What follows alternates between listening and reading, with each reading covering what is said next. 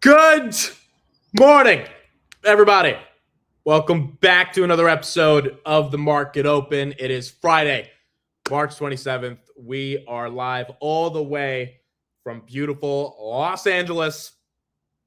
We're here and we are live. We will have the LA meetup tomorrow. Very, very excited for those that are going to be here. I have had quite a past 24 hours in terms of getting to Los Angeles. Let's just say I have not slept in the past 24 hours. And let's also say that our flight got delayed not once, not twice, but 3 times. And we ended up getting here at 3:30 a.m. It is now 5:48 a.m. No sleep, but the show must go on. The show must go on, especially given I didn't do the market close yesterday. And look, I didn't think the market would actually collapse after the market open. And it kind of stayed still, but by like 3 p.m.ish yesterday, it just collapsed. And I felt bad that I didn't do the market close yesterday because it was so red, but it is still red today. So we have plenty to cover in a very, very red market. And on top of the red that we're seeing, there's a lot of headlines that have come out about this war. I don't know if the market's going to believe it or not. Quite frankly, it does feel like the bottom wants to fall out today. S&P 500 is down 0.5% in the pre-markets. I mean, we might lose 640, which would be ugly. I also really think given how ugly it is, Trump has to come out and say something, but that's just cope because of how ugly it feels. And so we'll talk about it. Obviously, Meta, just an unbelievable story. We'll get into Meta as well. 538 in the pre-market. But yeah, we're red. We are absolutely red, and we will try to understand everything that's going on. No sleep. It is what it is. By the way, TSA at Newark Airport, it was like 20 minutes. It was like overhyped. Got there 5 hours early just because I didn't want to risk anything. Took 20 minutes. We get there, and then the flight is delayed. And so yeah, I just ended up being at the airport for like 10 hours. And now we're here. So it is what it is. Excited to be here. I see everybody asking. Yes, Davis is here. There he is. Make your jokes. Make all the jokes you want to make. It is what it is. There are 2 beds. You know, the funny thing about it, though, is because when I was at the airport and I was stuck, he FaceTimes me. He's like, dude, this room is amazing. I was like, what happened? He's like, we only have 1 bed. And I was like, oh, my goodness, bro. So we had to, talk to the front desk and be like, no, guys, we requested 2 beds. So thankfully, we ended up because I don't want to know what the jokes would be like if there was literally only 1 bed in the room. But there are 2. And so we're okay. But yeah, no sleep. And let's see what happens to the market today. All right, so let's get into it. I think we'll get started with what happened yesterday. Getting into the close. The close was very ugly. It was not good. The bond market is screaming right now. I mean, guys, it's just bad. It's really, really bad. And I just want everyone to remember the sort of lack of faith and hopelessness and despair you felt back in March and April of last year, because technically March and April of last year was worse than it was in the same time period as we're going through right now. And just remember, things switched last year and things became okay. The only bright side I can see right now is remembering how bad it felt last year. And literally, it was worse. We were 10% down versus 6% down compared to 2026. And we recovered and we changed things. Now, obviously, the tariff stuff was different than the war stuff, and it's a whole different macro environment. But as bad as it was, something good happened. As bad as this is, I don't know if something good happens, but at this point, it's kind of the only cope I have to think something good might happen because it is so ugly. And there's a lot of layers to how ugly it is. But one of the major reasons that it's so ugly, as you can see right here, S&P 500 down 0.44%, is because yesterday, Trump said something when he was live, and I think sometimes, irony tends to manifest itself. And after he said this, the market crashed, and Trump tried to save the market in the after hours, and the market didn't care. He tried to save the market again this morning with some stuff he said, and the market still didn't care. And that's why it feels like this market open, maybe we get some relief, but it feels like it's going to be uglier than not. Here's what he said yesterday. During his cabinet meeting. Now, before this started, the Dow hit 50,000. The S&P hit 7,000. Both of those achievements were not achievable. Every one of you, most of you, I guess, said you'll never hit 50,000 during a 4-year period because it was too high a number. Well, we hit it in our first year. And I said, well, now we have to take an excursion to Iran and we have to stop this maniac who's no longer with us. The supreme leader wasn't so supreme, no longer with us. It's very sad. But we have to stop him from blowing up the world, blowing up the Middle East, and blowing up our country. And we did that. And frankly, I thought the oil prices would go up more, and I thought the stock market would go down more. Hasn't been nearly as severe as I thought. I think they have confidence in maybe the American president and maybe the people sitting around this table. Trump says, I thought oil prices would go up more. I thought the stock market would go down more. You could see he was trying to paint a more optimistic picture of how the markets have sort of reacted to this entire event based on the idea of the American confidence in him as a leader and the administration going into this operation. And literally an hour after he says this, the market gets to the 52-week low on the S&P 500. Major tech stocks lose. Forget moving averages. They lose entire centibillion market caps in the context of Meta. I mean, it just became absolutely disgusting. We hit 643 on the S&P 500. So what does he do after hours to try to pump it up? As per Iranian government requests, he tweeted this around 5 p.m. Please let this statement serve to represent that I am pausing the period of energy plant destruction. That was his 48-hour threat that he gave back on Saturday of last week, by 10 days to Monday, April 6, 2026 at 8 p.m. Eastern time.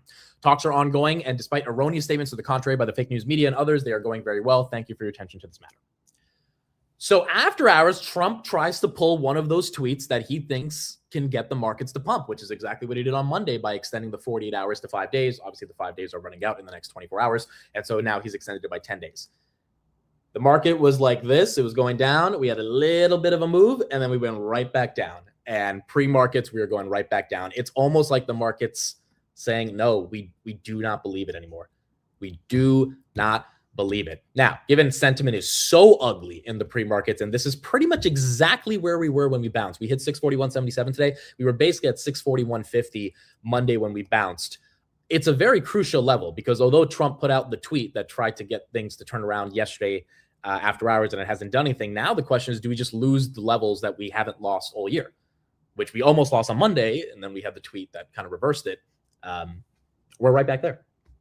And if that's the case, we're going lower. NVIDIA is probably losing 170. Microsoft, 361. I mean, Microsoft is $1 away from losing the 360s. This is 2023 level of prices. Robinhood, 67, down 3.5%. Nebius was at 130 last week. It's at 103 right now. Marvell is down. Delta is down. American Airlines, SoFi, crude, by the way, inching back up to 97, 96, 92 right now. This thing was below 87 2 days ago when the ceasefire, if anyone remembers that, in the midst of all this headlines, came out as a concept. And although Trump affirmed and made the argument that, yes, negotiations are happening and they're real, the market doesn't care because there's nothing legitimate to feel that like the ceasefire has a chance of actually taking place. Will this be one of those days where pre-markets stay low and then maybe an hour into the open we rip? We've seen that pattern many times last year around news. Yes, I do think that could happen. And I don't think it's wise to doubt that possibility of a massive rip because it is so bad right now. And every time in 2026, even in 2025, when things got really bad, even without a catalyst, the algos would just come in and pump everything up, which is why my point is, if we don't get that rip today of like 1% S&P, even 0.5% S&P, even recoveries to yesterday of after hours levels, which would not be that much, but it would still be somewhat of green. If we don't get that today, which, you know, it's a Friday, I don't know if the market wants to hold on to stuff going into the weekend in case Trump says we're going to launch ground troop operations, which there has been a lot of reporting for over the past 24 hours, then it's going to be ugly. It's just going to be really ugly today. So I am like hoping, that is my last kind of piece of cope here, that maybe things just get so bad sentiment wise, we flip even without Trump saying anything. Snapchat at 395 right here. Oracle's down another 2%. SoFi getting wrecked below 16. But without that, I don't know. Trump's going to have to come out and say something. And I don't know if he's going to be able to say anything that's going to get the market to think differently after he's extended the pauses. Now, the tweet he put out yesterday, in my opinion, even though the market's not reacting to it, it is really bullish because once again, like this is becoming a joke. I will bomb you in 48 hours. 48 hours goes by. Okay, I will bomb you in 5 days. 5 days goes by. Okay, I'm going to bomb you in 10 days. Like to me, the takeaway from that is he doesn't want to bomb them. He just wants to create these artificial threats to get them to the table, which may or may not be working. Time will tell. Trump said the negotiations are going well. based on the market's reaction, it's not. But he doesn't actually want to like cause some forever war and get into it, which is why he keeps doing these extensions. But the market's like, okay, maybe you don't want to do it, but you got yourself into the situation. And until you get yourself fully out of the situation, we're not going to give the premium to the stock market. And the bond yields, which is the biggest story right here, disgusting. The 10-year at 4.5%, 30-year at 4, basically 5%, and the U.S. two-year basically at 4% as well. This is bad, guys. There's no way to sugarcoat this. This is bad. You don't mess with the credit markets in the United States of America. You can mess with the stock market. You can mess with the crypto markets. You can mess with gold. You can mess with silver. You do not mess with the credit markets. The cost of capital is the basis that determines everything in our economy. The stock market is basically collateral damage compared to the credit markets. The stock market is, quite frankly, a byproduct of a healthy credit market.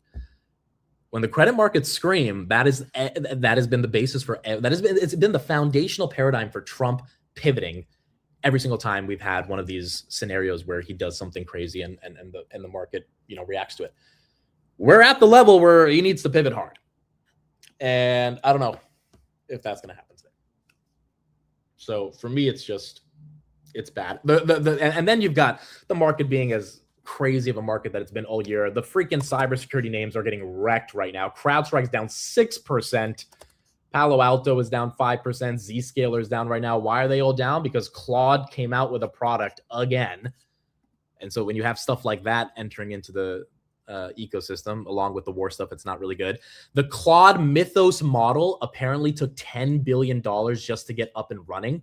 And it is one of the most powerful models that the information reported exists in the world of AI. It's already in testing and is believed by Anthropic to pose unprecedented cybersecurity risks. And as a result of the leak of that model, you've got a lot of people thinking that, well, the cybersecurity names are once again going to be under threat. So, yeah, that is not the best for cybersecurity names. Also bad for software. I mean, what if he just doesn't pivot? If he just doesn't pivot, which means we legitimately launch boots on the ground. I mean, look, let me just recap what I said yesterday, because I think these are the kind of scenarios in which how it plays out. Either the Iranians give Trump something that he wants, which allows him to be able to make. The first scenario is the Iranians say, okay, we'll give up something. You guys are not really going to get anything much from us because you're going to give us the Strait of Hormuz. You're going to keep our sovereignty. You're not going to get rid of the new Ayatollah, but we'll act like we got rid of our nuclear program. And then so Trump can tell the American people, look, I had to do it. They were going to bomb us. Iran can't have a nuke. We really needed to do this. I did this. It was a little excursion. We're done. We're leaving the region. Everything will be okay. That's one way the taco kind of plays out, and it goes from there. If the Iranians don't even concede to perceptually or symbolically negotiating in a way that makes the American military look strong and mighty, then it's ongoing military confrontation. Like this is the biggest thing I was thinking about last night. Pete Hegseth, the defense secretary, keeps saying we have put their ships at the bottom of the Gulf, right? We have just decimated their military. Okay. Why are ships not entering through the Strait of Hormuz? If we have destroyed their military, why are ships not able to go through the strait? Well, it's probably because they still have a decent chunk of military that's protecting the strait. Okay, then. So if we're not ready to go into a real confrontation with those the military apparatus that's protecting the strait, then what have we really done? I think that's the question that people are asking. It's like, wait a second. And again, as Sam said a couple days ago on the show, that's all the market cares about. All the market cares about is the Strait of Hormuz opening. The market doesn't give a shit about Iranian liberation or democracy, just cares about the price of oil coming down. So, and Marco Rubio pissed off a lot of people yesterday because he said, well, the Strait of Hormuz can open tomorrow if Iran lets it. It's like, but you guys are the ones that say you have the better military and that you're decimating their military, but all this decimation you've done and the strait is not open. Or it's open because, you pay $2 million to Iran to be able to get through. We can't go into Hormuz because they put mines everywhere. Well, how is their military completely obliterated, but they're so sophisticated enough that they've been able to put mines everywhere? It's the average American's just going to be asking the question, wait a second, if you guys keep telling us you got rid of these guys and we can't get the straits through, we can't get the tankers through, then that's the issue. So the second scenario is that we have an ongoing conflict. And so if he doesn't pivot, then we get into a war, like a real war. This is a war, but this is not straight up all right, we're going combat at it, which is why we have a lot of headlines from last night. The IGRC is gearing up to 1 million troops of Iranian soldiers getting ready to protect the Strait of Hormuz, protect Karg Island, and protect a ground invasion, which is a headline that I also think the market is not happily reacting to, because now if the Iranian people are like, or the Iranian government or the Iranian rebels are realizing that it's time to seriously protect their troops or protect their land, then that's where you get the market starting to think, okay, so this is going to get a lot worse than expected. And so once again, the average American who's not really up to date on geopolitics is going to say, okay, my defense secretary tells me we've destroyed their military, but nothing is happening. So what have we done? What have we destroyed? And why aren't we actively getting through the strait? Why aren't we killing all the soldiers that are protecting the strait? Well, we don't want to escalate the confrontation because we don't want to, again, Trump, he keeps delaying these bombs because he doesn't actually want to escalate it to that extent, which makes sense because why would they? It would be a disaster. It would be a full-on war. Markets would be pricing in, all right, the U.S. is legit sending troops to Iran and we are fighting for the Strait of Hormuz and the sovereignty of the Iranian people. And that, to me, is just not going to be good for the markets, obviously, because oil will be elevated for a long time and high beta growth stocks will have no chance to meaningfully, have the momentum to go up. So again, was reported yesterday, Iran says they mobilized over 1 million troops to counter a possible U.S. ground invasion. Iranian authorities say the possibility of a U.S. invasion has prompted a wave of enthusiasm amongst the population, which would also be crazy. I mean, if the Iranian people, which from, the past couple of weeks was perceived to be on the side of the U.S. actually killing the Ayatollah, if that flips and now you have Iranian people want to defend their sovereignty, and there's probably some people that want liberation and democracy, but there's a majority of people that don't, then you can't really free a people that don't want to be freed, which is a bigger issue that we have to deal with. VIX is about to hit 30 right at the bell. VIX was at 29 right now. It's just bad, guys. It's just like, it's not good. And again, I kind of think the market flips at the open because of how bad sentiment is. And we've seen this so many times. So I wouldn't be like, sell everything, go cash, go net short. Again, that's just not my philosophy. That's not how I invest. That's not how I think retail should be thinking about the markets. Over time, you buy, equities that are discounted and you hold through these periods. But the broader question that people are asking, that I've seen a lot of articles written out over the past 24 hours, is just like, if we have the best military in the world and we keep defeating these guys, why the hell can't we get through the strait?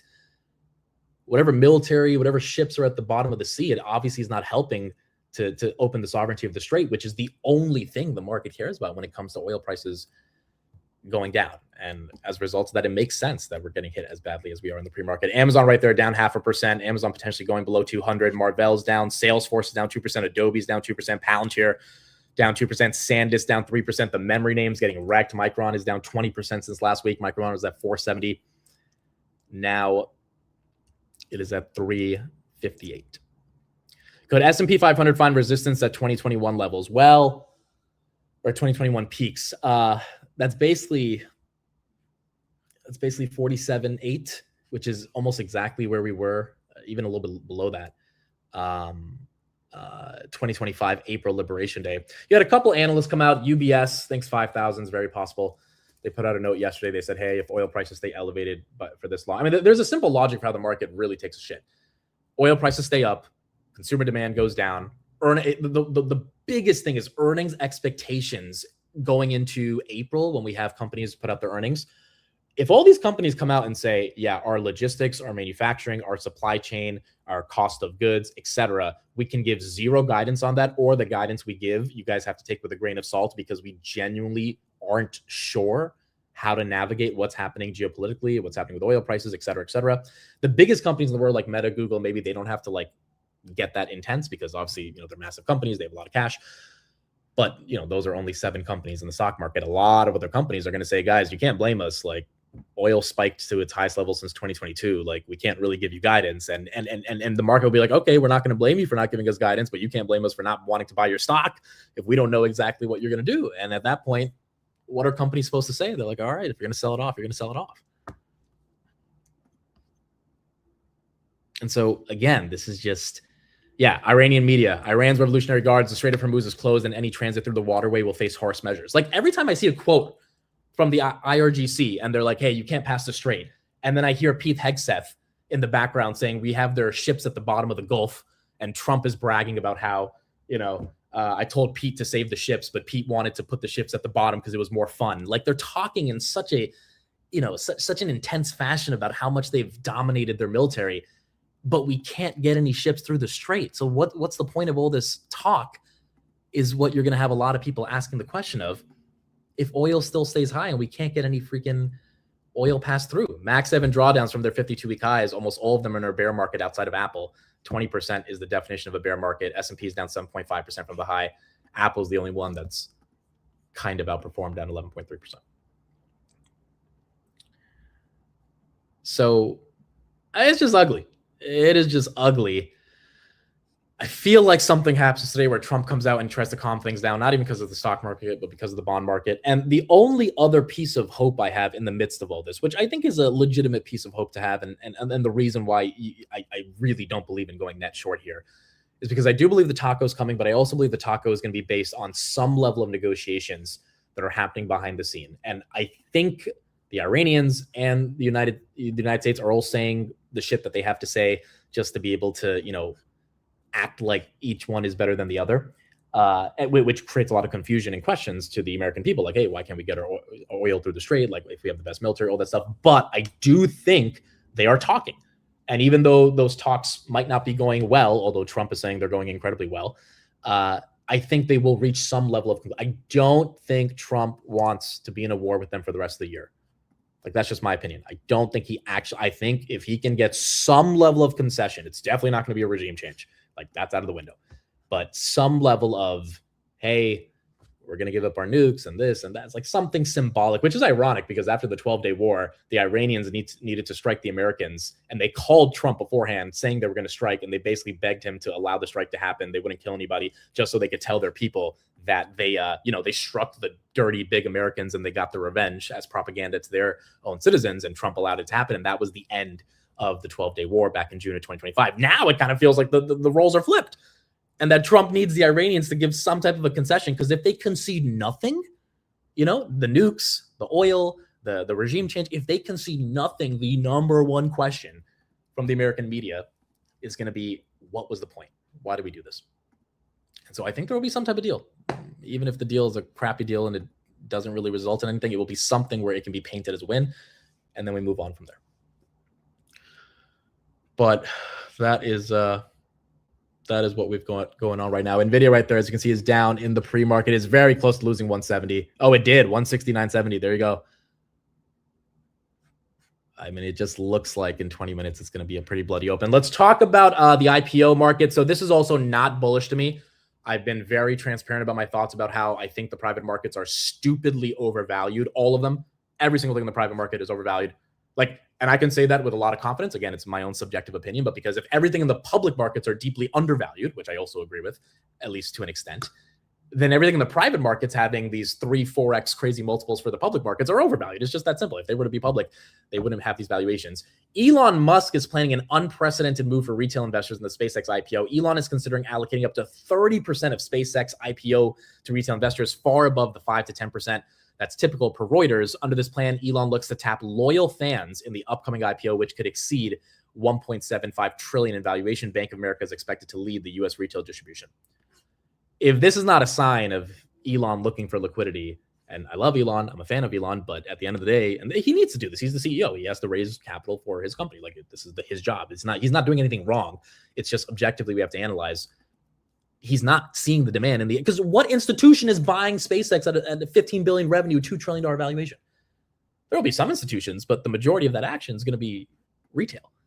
And so, yeah, Elon is smart to have a lot of money saved for retail doing that. But that to me does not signal something that's bullish. That signals like Elon's trying to necessitate exit liquidity here. And then you had Anthropic come out with a note yesterday looking as if they're ready to go public by Q4. The information reported Anthropic is discussing going public as soon as October of this year. Makes a lot of sense because obviously we just saw the VCX venture fund thing go up 10,000%, and Anthropic's valued at $8 trillion at the height of that fund. Like, why wouldn't Anthropic say, okay, if people are willing to pay that much on these private funds and pay a 7,000x premium to the MNAV, obviously they would buy our stock. And so it makes sense that they are trying to go public right here. So you're down on Elon for trying to include retail. No, that is not my comment. And it's very important to analyze this in a more objective sense. I think it is strong for Elon to include retail, but understand why he's including retail. I don't think Elon just, retail needs to be the next generation of investors in SpaceX. It's like, no, we need people to invest. And it's very, very hard to find sophisticated institutions to buy something that does $15 billion in revenue at a $2 trillion valuation. But there's a reason Tesla trades at its premium, even though Tesla has not grown earnings in 2 years, because retail loves the stock. It's just that simple. Like this is not complicated. If you can't understand that the reason Tesla trades at this multiple is because retail believes in such massive potential for Tesla that they're willing to pay premiums that are quite frankly absurd, then it is what it is, right? The stock, they have not grown earnings in 2 years. They've barely grown revenue, but people keep buying the stock and hold it at a multiple that is far greater than most stocks in the stock market. It's because there's a cult following. And that's good. As a CEO, your dream is to develop that cult following. My point is just from an objective standpoint in the context of markets, there's a reason why he's trying to develop that cult, because you need a really good story to justify this valuation. And I just don't think that's healthy for the broader public markets. That's my point. Maybe it doesn't matter. Maybe SpaceX is going to go to 3 trillion and everyone who bought at 1.75 trillion is going to make a lot of money. But we also have to ask ourselves, if Meta can barely get an 18 times earnings, which we'll talk about now, Meta down 17% from the highs, then maybe some of these stocks when they go public aren't easily going to be able to generate that value as well.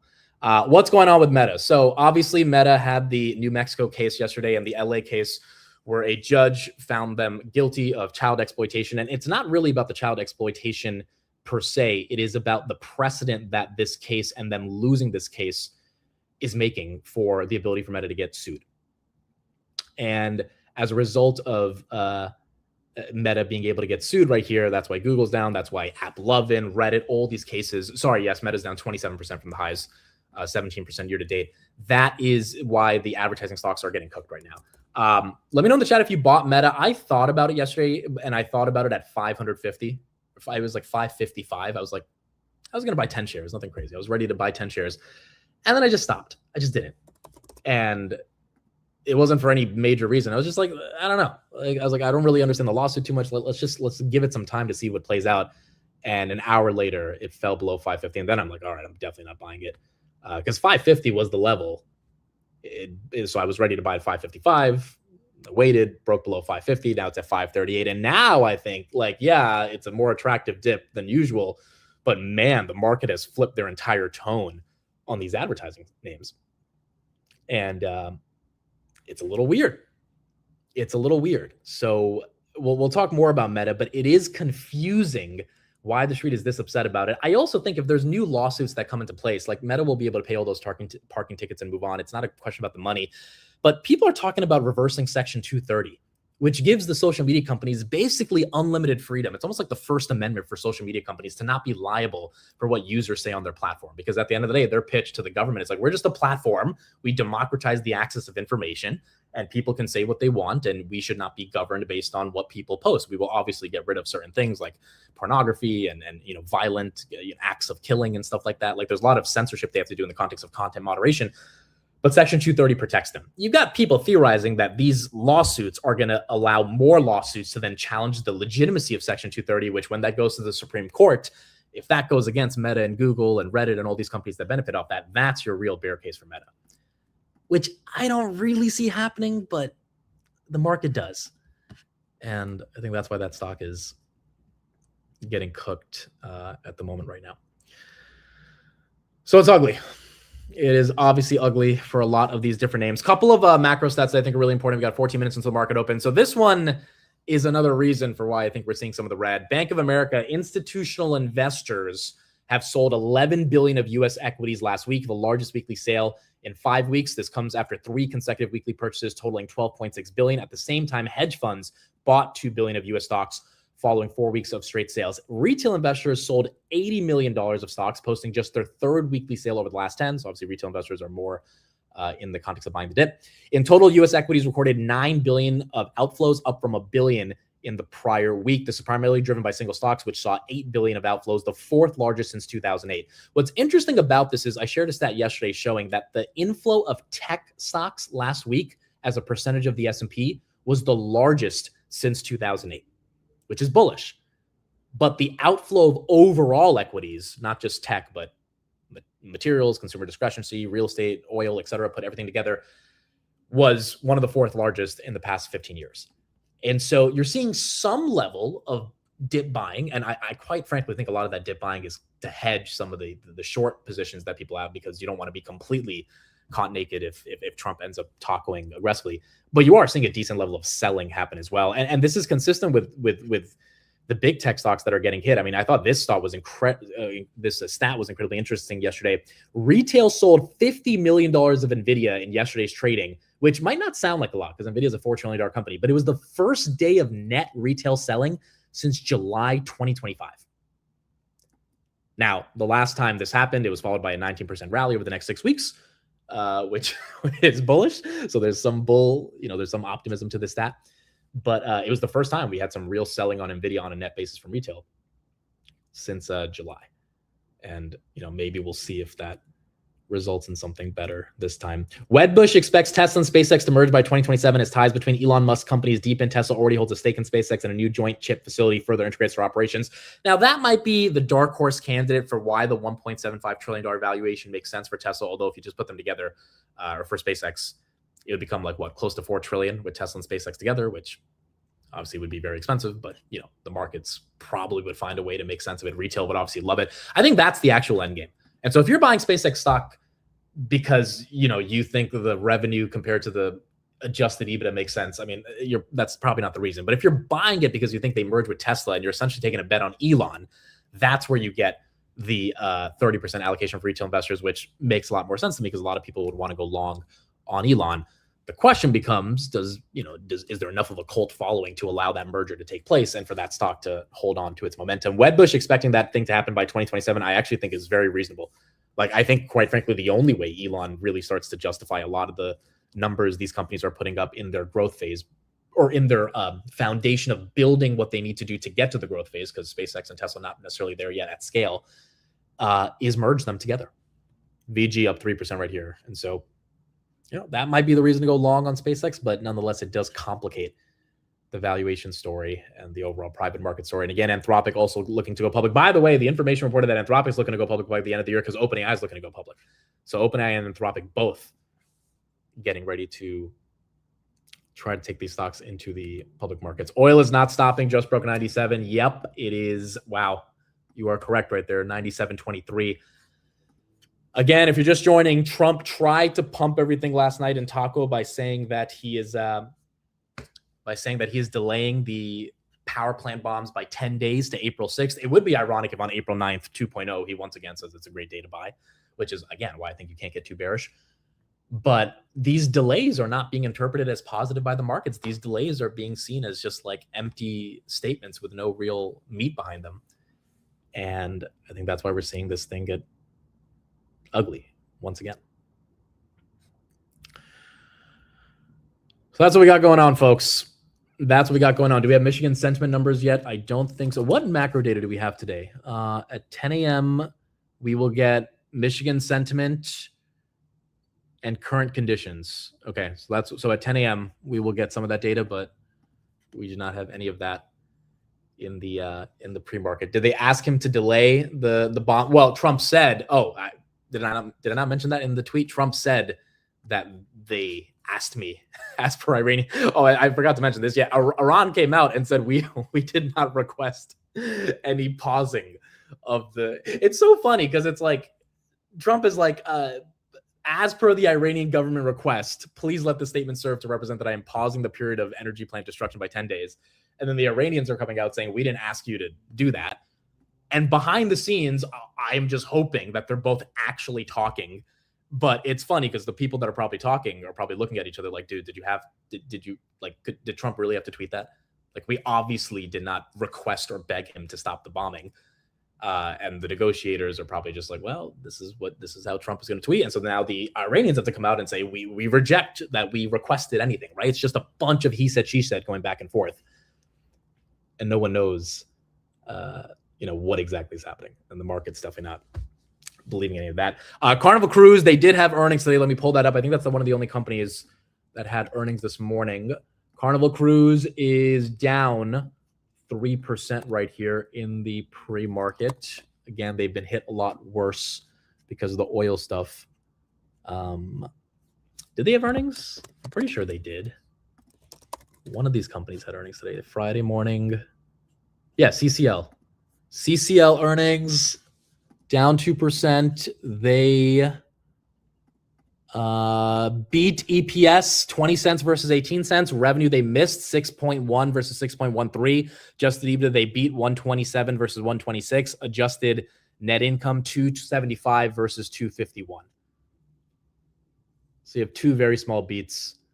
Stock's down 3%. I mean, realistically, the price of oil is what determines everything. I actually want to go through their call later today. I'll go through the transcript and see what the CEO is saying about the price of oil. Maybe we'll get some insight from that. Bitcoin, by the way, was at 71 yesterday. It's at 66. So we've obviously seen some risk off momentum right now as well. But those are the Carnival earnings. Gold is up 1%. Silver is up 0.5%. So gold and silver slightly up as well. It's two groups speaking for Iran. Trump is speaking to one. The other one has responded. It's obvious there's a divide in the country. Yes, that is fair. It's just, no one knows exactly which side that is speaking for the country is the legitimate one that's negotiating. I mean, they even asked Trump, who are you talking to? And Trump's response was, I think this was 2 days ago, he said, someone who we think represents the country well.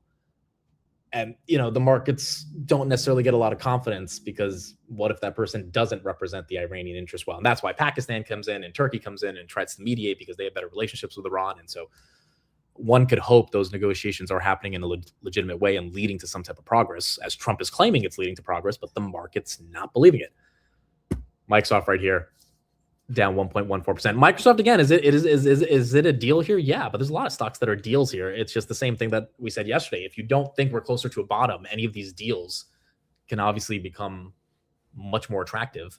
And eventually you're going to have to nibble if you believe in these names. But Microsoft's down 30% from the highs. The core business, nothing has really changed. I mean, yes, they sell software products, and yes, maybe agents are going to take over, and Microsoft might not be perceived at the head of selling agents when it comes to Microsoft 365 or whatever. But that is such a small bear case. It's a bigger bear case for Adobe, Salesforce, and ServiceNow.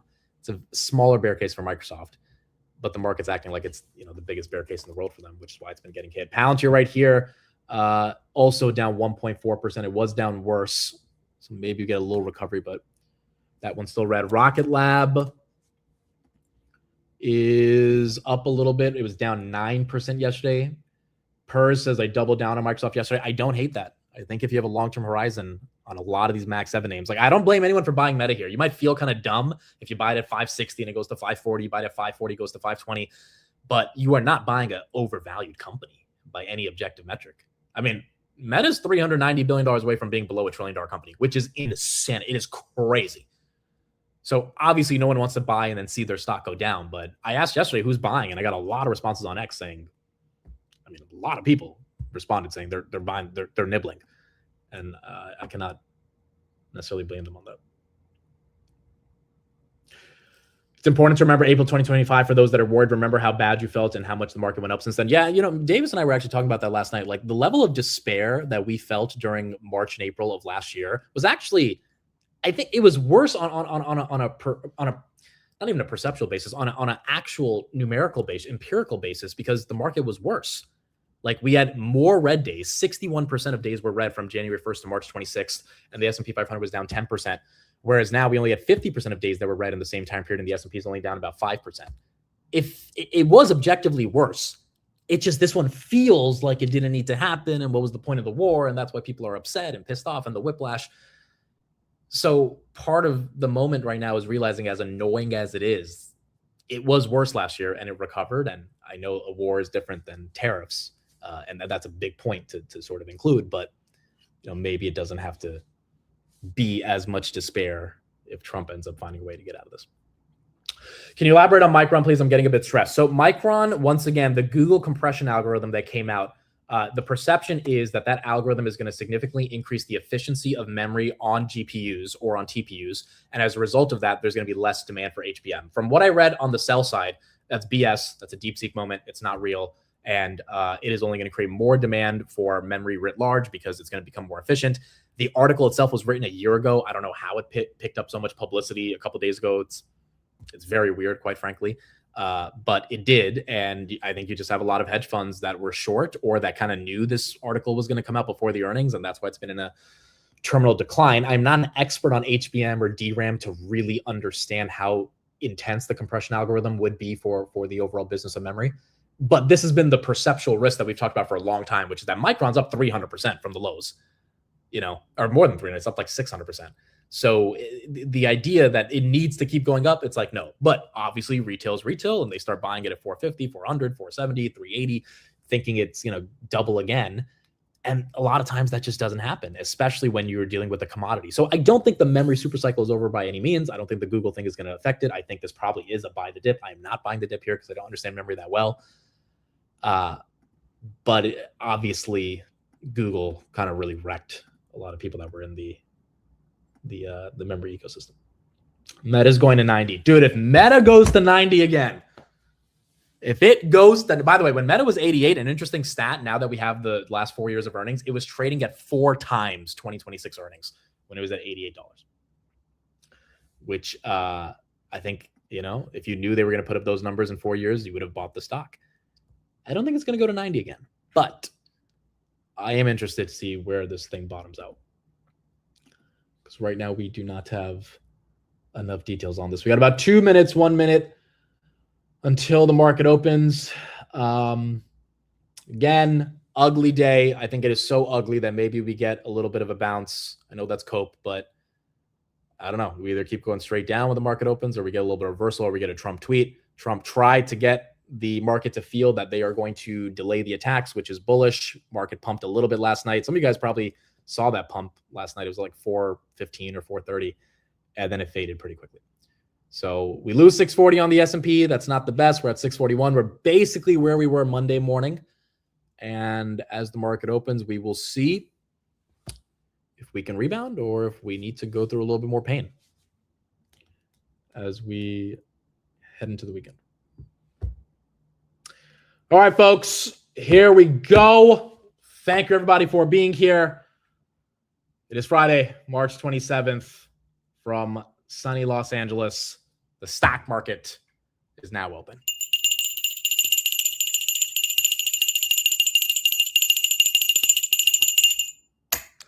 All right, wake your ass up. Let's get into it. S&P 500, 642.58, down 0.5% right here, 642.50. Roblox is down. Snapchat is down.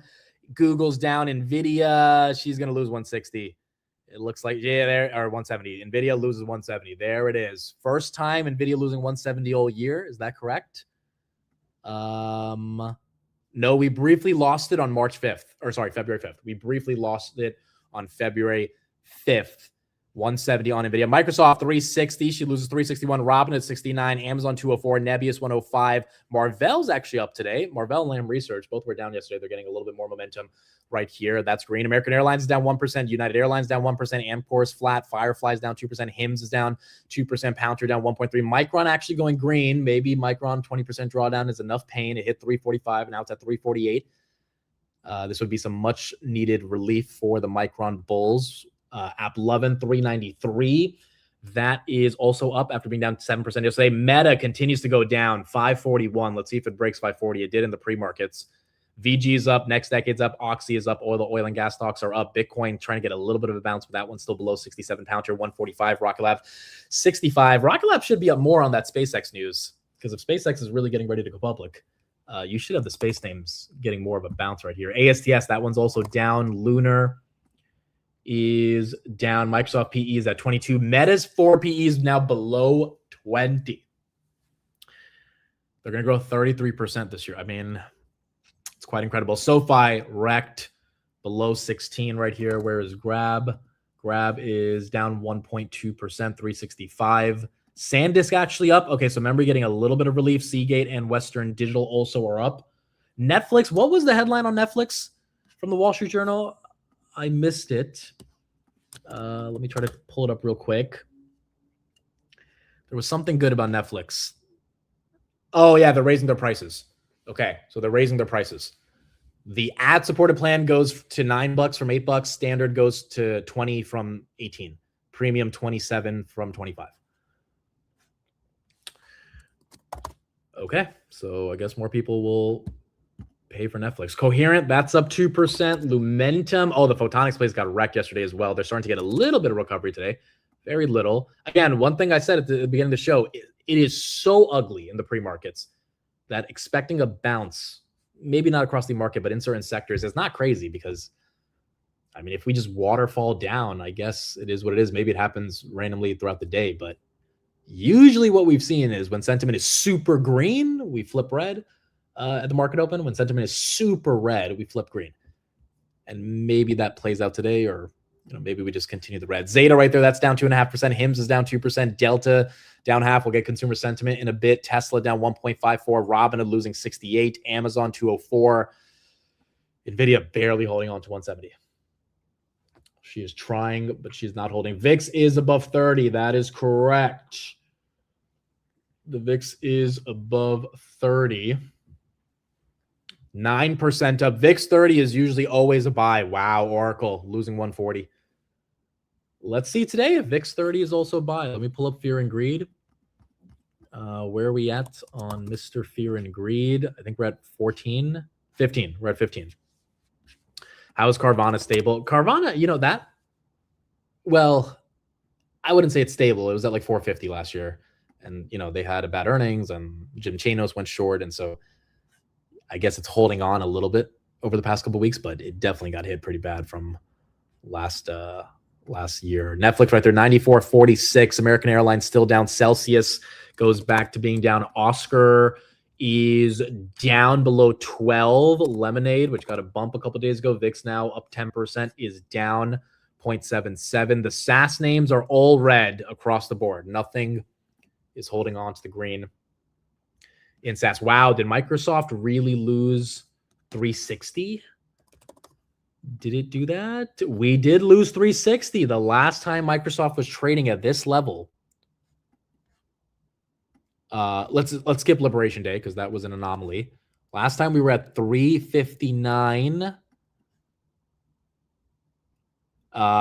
December 2023. December 2023, if you exclude Liberation Day for Microsoft. My goodness, dude. My goodness, that is wild. Absolutely wild. Tesla right there, 365. VIX again is green. Meta, 537. All right, so Meta, we lost 540. We lost 540. CoreWeave, the NeoClouds I'm worried about, guys. CoreWeave down 5%. Like the NeoClouds, their business model is literally based on diluting. They're not profitable, and all their demand is based on hyperscaler demand. And if the hyperscalers are struggling, how in the world are Nebius, CoreWeave, and Iren supposed to put up some massive, massive numbers? Nebius down 3% as well. So, I mean, not saying the hyperscalers aren't getting hit either, but like these names are a bit more volatile. And so, yeah, they're going to trade at a higher beta to the hyperscalers as well. Iren right there down 2%. On the day, Doug says I'd be 0% surprised for us to end green today. 100%, 100%, given how ugly it is. I would not be surprised if we go green. But the fear I have is that Trump tried to pump the markets last night and it didn't work. That whole delay of 10 days. I mean, that's 10 days. That's a long time. That's buying him a week and a half of negotiating. And the markets just didn't care. The 10-year went up. Crude went up. Like the bond market said, we don't care. Until you end this, it's not working right now. 537 on Meta right here. The 10-year still at 4.45. Webull, that as a stock is down 3.2%, 45. Snapchat got hit with an EU lawsuit on child grooming. And so all the advertising companies are getting hit pretty hard on this stuff. Reddit down 45% for the year. That's down another 4% today. Wow, we lost 640 on the SPY. No. Davis, we lost 640 on the SPY. He's like, I don't care.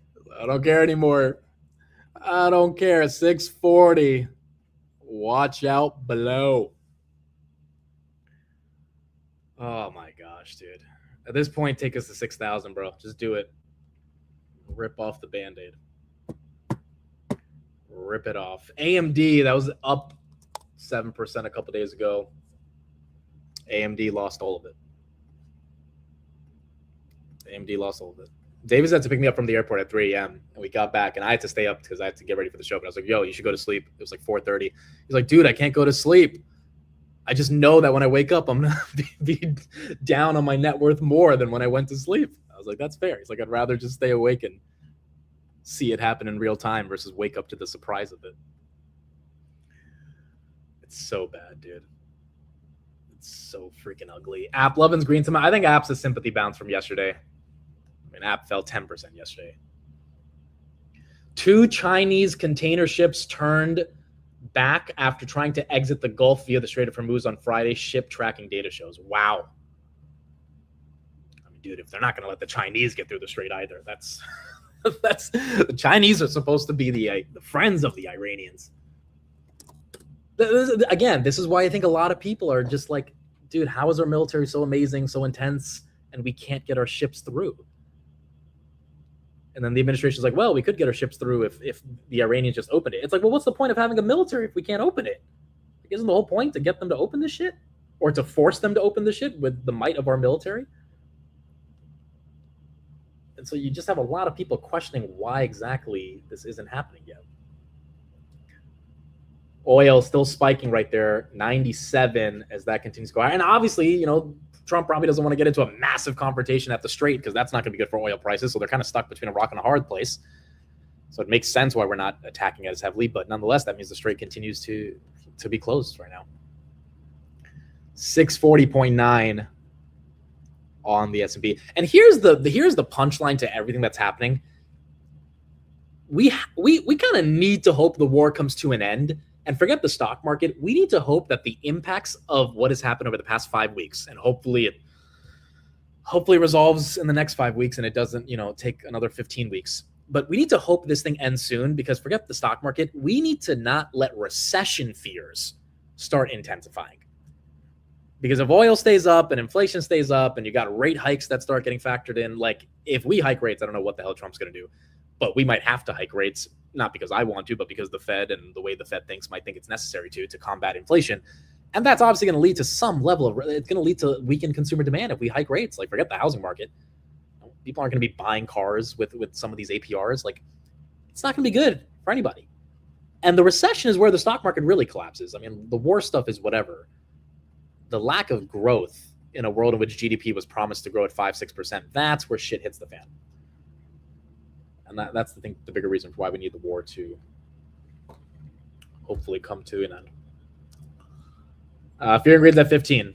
Fear and Greed's at 15. The memory names are, I think, same with AppLovin getting a sympathy bounce today because they've just been hit so hard. So it's nice to at least see them get some love. Same thing with the Photonics plays. Netflix up a little bit. Palantir still down 1.6%.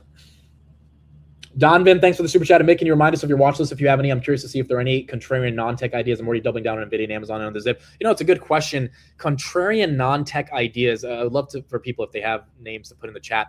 I don't know if there's any massive contrarian ideas that are not. So contrarian means that not a lot of people are thinking of the sector, and then not tech means it can't be tech.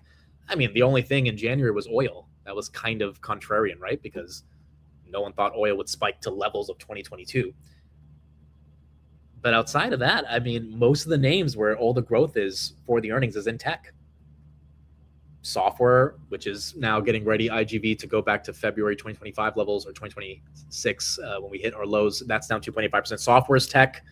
The semis are involved in tech. Memory, in a way, is tech. Everyone who's saying nuclear, energy, LNG, all of that, I think that trade is done. I'm not saying that trade can't do well, but that's not contrarian anymore, right? What's a contrarian idea that potentially could benefit in the midst of all this that doesn't have to do with technology? Maybe space, but space is kind of tech at the end of the day. You put it in that bucket. The space trade has already happened. The SpaceX IPO is the catalyst. You can't even say Elf or Nike anymore, right? Because they were supposed to be the tariff turnaround story. We got rid of the tariffs, and that didn't help anything, because we technically didn't get rid of the tariffs, right? But Nike right there, 51.75, 52-week low. Elf just getting wrecked as well. Yeah, maybe Estee Lauder is your contrarian non-tech play, because women are going to need to look nice in the midst of a recession, and you know, lipstick will still be in demand. But Pokemon cards have actually outperformed the S&P this year by a wide margin. So maybe that's Maybe that's the argument. But I don't think I have a contrarian name that's not technology in a sector that theoretically could survive a broad scale drawdown. I mean, all these contrarian theses around photonics got wrecked yesterday, 10, 15% down, right? Now they're getting a recovery here, which is good. But if we have a broad-based drawdown, whether it's the neo clouds like a Nebius or a Coherent, they all just get hit because the hyperscalers get hit, and the hyperscalers is where they get their demand from. GameStop, that stock up a little bit right there, 0.5%. Adobe, that one's still down. Recession means more people at the gym. If we can afford gym memberships, yeah, maybe. Adobe down 2% as well. GameStar is literally a trading card business. You know, there's always been and Steve's talked about this for a while. There's always been a long GameStop thesis based on trading cards. And I don't think it's a crazy thesis. I just think, you know, the other fundamentals of the business aren't that attractive.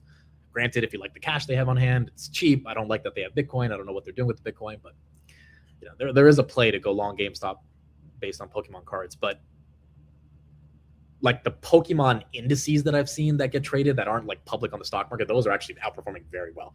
Like just cards that are increasing in value. Meta, low of the day, 536. Here we go.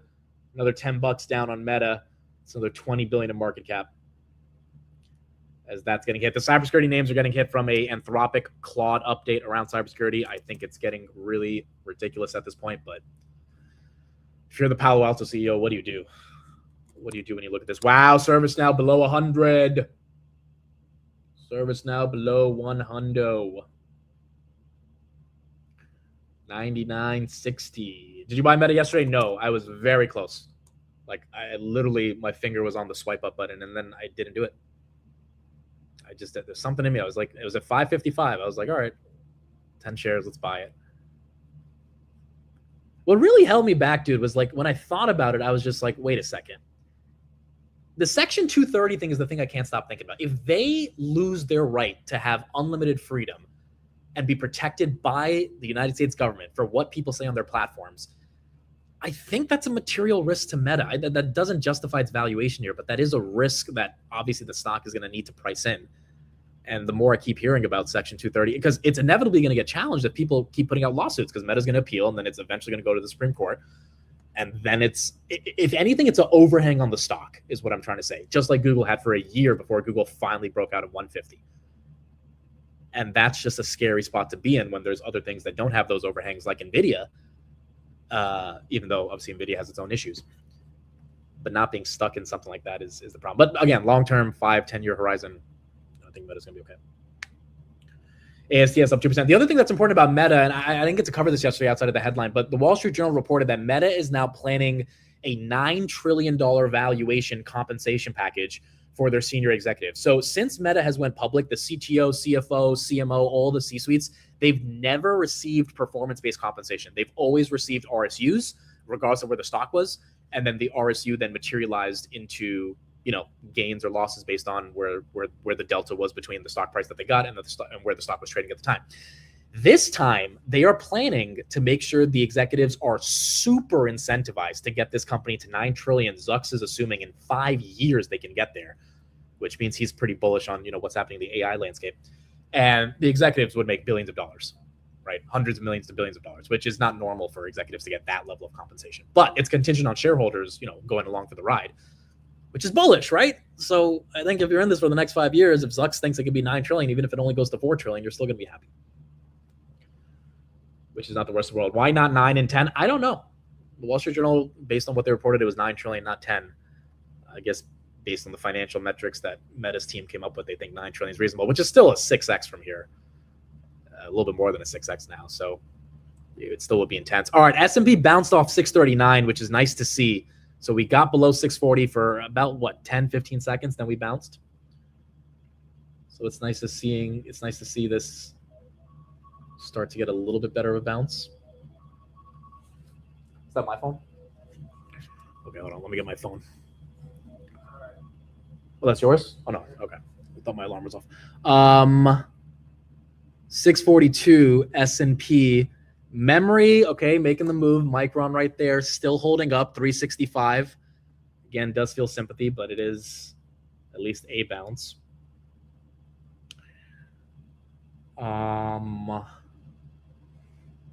Grab down, Rocket Lab down. Are you excited to buy anything here? No. The answer is the same as it was yesterday. No. Like, I very much agree with how Stock Talk thinks about this stuff. You don't need to catch the absolute low. So, you'll feel good if 538 is the low on Meta and then you bought 538. But you'll feel better if we get some legitimacy in the market and things return back to normal and you have to buy it at 560 because it was at 740. And is there really that much difference between 560 and 530? No. But one, you have certainty if it recovers and at least, gets a move higher. The other one, you have no certainty. It could be a falling knife. So I don't think anyone should be in a dramatic sense of urgency to buy the dip here, because this is not the same paradigm of buying the dip that we've had over the past couple of years. Every time you bought the dip, things will recover pretty quickly. Things are not recovering. It's been a month. Nothing's recovering. The reason nothing's recovering is because we've got a much different problem in regards to a freaking war and oil prices that are at their highest level in 4 years. So while I don't think it is wrong to take nibbles here, I also think having a little bit of patience is not a bad thing. And so there's nothing here that's exciting. And look, I've been buying NVIDIA all year, been buying Amazon all year. So it's not like I haven't bought this year. It's just now I'm like, well, I'd rather wait to get some certainty. VIX is 30. That is correct. Yeah, SoFi did have a $3.6 billion deal yesterday. I think that's the best response to the shorts, right? Closing some more loan originations. Unfortunately, I don't think the market cares because the market is still perceiving SoFi as having faulty credit quality, which, again, given anyone who understands SoFi understands how well their underwriting has been. But it's like the $3.6 billion doesn't even matter. Market's like, nope, doesn't care. Blue Owl, KKR, Apollo are all going to get hit. Blue Owl down on the day as well. Then you're going to see some more pain. The war is Iran's fault. You can have your own political opinion on who you think is at fault for the war. That's not my prerogative. But the point is there is a war happening. And until it comes to a conclusion, the markets are not going to be able to easily react to the upside. Again, I do not care about the politics of this. I know a lot of people care about the politics of this. I don't. I care about analyzing why it's happening, how it ends, and what the steps are going further. And right now, it does not look like there is an end in sight, even though it looks like negotiations are real if you look past all the headlines. But until we get the moment where Trump says, all right, a deal is done, we are in purgatory. And we are continuing to wait. The war is Amit's fault. Yes, it is indeed my fault. Apple is the contrarian pick. I don't think Apple's contrarian. I know Apple hasn't spent on CapEx, but there's nothing contrarian about Apple. They're still paying a very premium valuation for this thing with not enough growth to justify that premium valuation. Also, I think the foldable phone is going to be a flop. I'll be wrong, and I'll eat my words if I'm wrong, and I will gladly admit I'm wrong in a couple of years. But I think the foldable phone is going to be a flop, just like the Vision Pro is a flop. So then what are you buying Apple for? Now, there's obviously a reason to buy Apple. It's freaking Apple at the end of the day. But like the near-term catalyst is not, I don't know, it's not that exciting to me. It's just not. But it also does get into safety. Amit, you're wrong about the foldable phone. Everyone's going to buy one. Time will tell. I think it's not going to be the thing that people think it is going to be. I was right on the Vision Pro. Let's see if I'm right on the foldable phone. I've also so far been right on the glasses writ large. Glasses have not replaced the iPhone. But I just don't think people are going to have foldable phones at that scale. But if it does, it's bullish. I mean, a lot more manufacturing, a lot more tech, probably a lot more AI. So I'll gladly be wrong if I'm wrong about it. But again, what's the catalyst to buy Apple at that point? The iPhone 17 super cycle also has kind of happened for 2 quarters. So you don't really have that as a tailwind as you had back in May of 2025. Oscar down 3% of the day. Carvana is still down. Palantir getting hit now. Palantir down 3%. Palo Alto down 7%. Robinhood down 4%. Wow. ExxonMobil all-time highs. This was the contrarian pick this year. Long energy. It's just, you had to assume energy. Look at this chart, dude. Look at this thing. 128 in November 2025, now 170. You have to think Trump would decide to kill the Ayatollah for this thesis to really play out. And it did. Or you have to at least assume some type of military action would have to be prolonged. 537 on Meta, as we are read. Why would a company like Oscar be impacted by the war? That's more impacted by the what do you call it? The healthcare subsidies, but it's also a little bit high beta, so that's why that's getting hit. Also, Trump did sign a executive order yesterday to get the DHS funding, so TSA could get back to work. So he signed that last night, which is good. It doesn't really solve the problem around TSA, but at least for the foreseeable future, the government's going to be paying them. So the airport should be not as bad anymore. App 11, by the way, loses all of its green.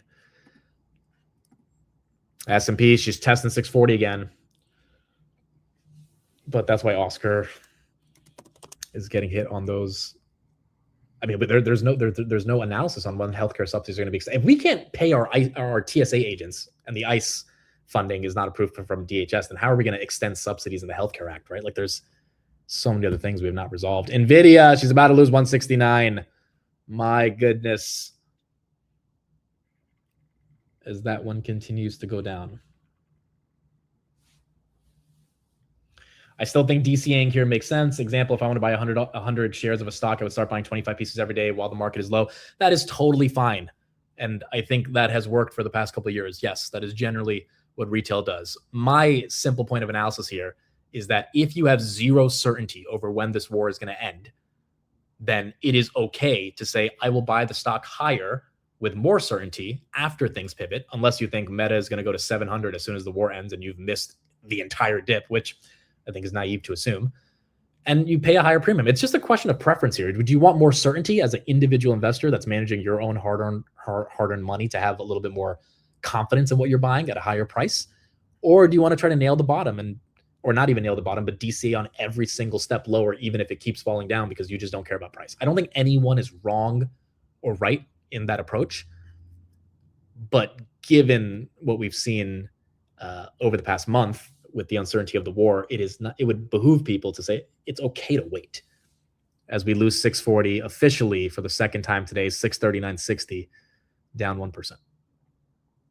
Especially if you're going in size, right? Like for the people that bought Meta heavy yesterday at 550, thinking that was the opportunity, obviously that wasn't. And one could, claim, okay, that's fine. You think Meta's undervalued at 550, and you think in 5 years it'll be fine, but you also got to recognize there's a war going on, and that war and oil prices could hurt potentially advertising spend if we have recessionary fears, and that could create impact on the stock, which means those 550 shares could materially start to see some weakness, and your entry price or your DCA price does affect the overall return you get. So if there's something so glaringly obvious that's creating uncertainty, it is okay to wait. And in January, February, it wasn't that glaringly obvious. Every time we had a dip, it was like, oh, whatever, it's the market being the market. This time in March 4th is when we attacked. Now it's like, it doesn't look like it's ending as easily. 640 right there. Let's see if we lose 639. Let's see if this one continues to go down. Mr. Benny says, I am so happy I paid my mortgage off last year. Yeah, I mean, when shit like this happens, it's nice to know at least some of the core debt has been paid off in a personal level. This is the shit that starts getting people to think about, where do I have my money from? How do I pay my taxes? Like when these substantial drawdowns happen, you get people, obviously they get scared and potentially think they have to sell and be able to make sure they can afford their cost of living. 638 on Meta. 638 on Meta. Sorry, not Meta, S&P. I wish it was 638 on Meta on the S&P. Hood down 6%. Ugly, ugly, ugly. 66.24. It gets really bad when we start hitting the circuit breaker. Yeah, we haven't. I mean, the circuit breaker is down 7% on the index. We're nowhere near that. I don't think we're going to go down 7% in a day. I really don't, but obviously if we do, it would not be the best. Unity had a headline on a buyout last night. That's why Unity's up 9%. This thing has gotten hit pretty bad over the past couple of months. So there's nothing really fundamental there on Unity, from my understanding. but if a buyout takes place, then that could be obviously bullish for Unity. I'm trying to see some of the other headlines we're looking at. Zuckerberg just walked into Senate Majority Leader John Thune's office. This was yesterday.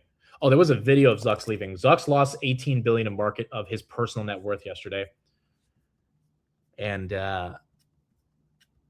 you know, I would probably be a little annoyed as well if I lost 20 billion of my net worth. But this was Zuck's yesterday. Mr. Zuckerberg, do you have any comment on the decision in the social media addiction case that Meta was found liable for? What did you talk to the speaker about? Bro, the case itself is crazy. Like, literally a judge is saying Meta makes teens addicted to their products, and that's why they deserve to be liable for the impact of that addiction on the. I mean, they're basically, it's like they're saying they're big tobacco. And you have Meta that's just like, bro, we're just a platform. Like, these people that are using it, like, I mean, like, they need to have self-control and accountability and stuff. And the jury was like, nope, it's your fault. And so I don't know how exactly Meta is going to continue to navigate that stuff, but they just can't have Section 230. Get it? Sorry, it was a jury, not a judge. I meant to say jury. I don't know. I think that is why the market is so afraid that Meta gets more of these. Wow, 534, low of the day. Low of the day on Mr. Meta here. I don't know. I just work here. Dude, I can imagine Meta employees yesterday working on their addictive algorithms to harness the potential of the youth and throw it down the drain, and then seeing their net worth collapse by 12%. Like, morale gets hit pretty hard. A, your company was accused of doing horrible things to children. And then B, you're working on all the stuff that they're getting accused of. Even if you don't work in even if you're a product manager, you're managing a product to manipulate teenagers, and you're losing 12% of your net worth. Like, it just has to be an ugly day for Meta employees to deal with that.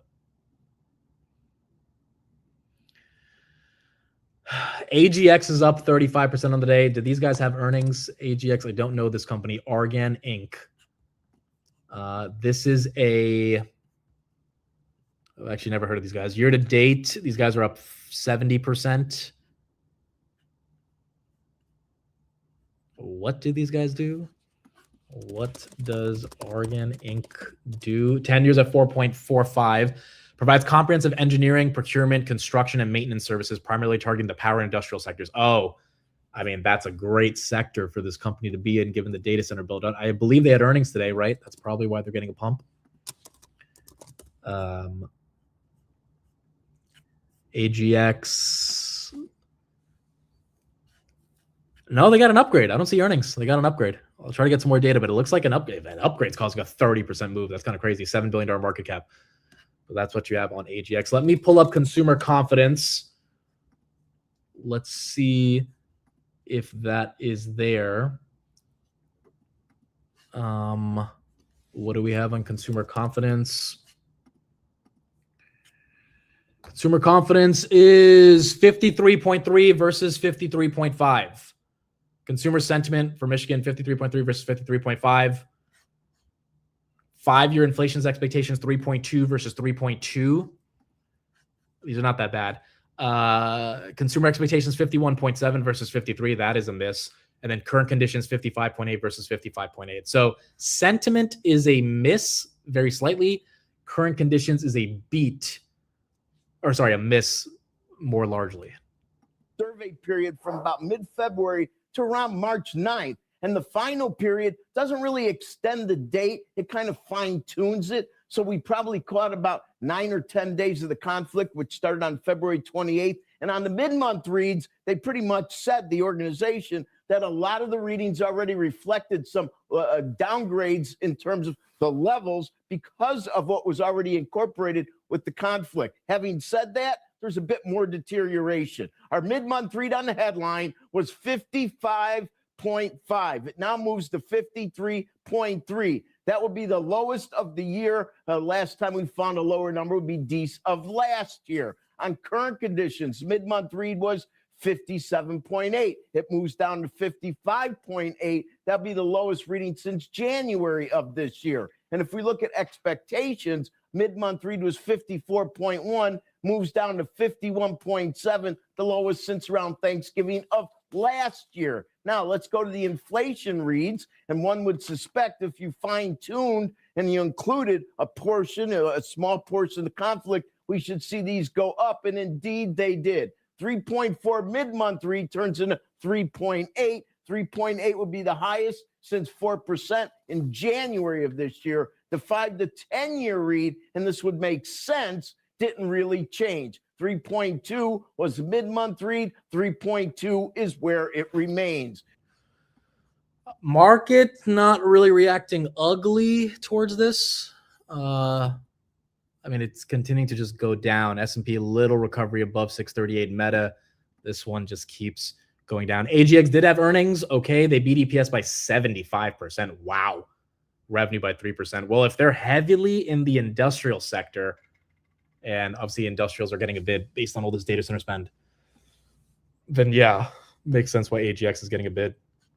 I mean, look, that's a contrarian play that if you were in yesterday, long industrials and long a player in the industrial space with the thesis that data centers probably would propel their business, that is something, I guess, out of tech, even though it's influenced by tech because tech is data centers, that could have made a move right there. So the fact that the market's willing to give something like that a 30% move means that the market has capital that it wants to allocate. It's not like the market's not wanting to spend. It's just this war stuff is such an overhang and a cloud over all these tech names that are used to having premium multiples, and their multiples are not premium anymore, at least a decent chunk of them. But the market's not willing to give them back that momentum. Bought SoFi calls January 2027. The only fear I have with calls right now, man, is you're putting a expiration date on something happening, and we don't even know when this war is necessarily going to come to an end. Also, we had this headline yesterday that, well, people weren't the happiest about, but nonetheless, it was announced to celebrate the 250th anniversary of America.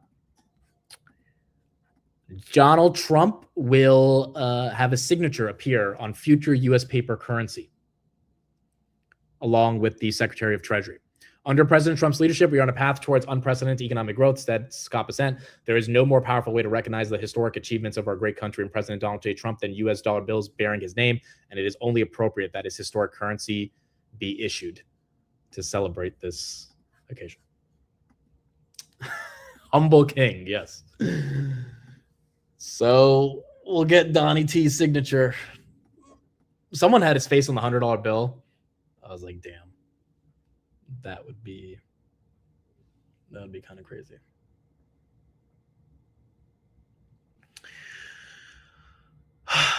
Nvidia low of day. 168.95. VIX is 29.91. Not below, I mean, barely below 30, but it is below. Covered calls are printing today, but I don't know if the covered calls are helping enough, given how ugly this is.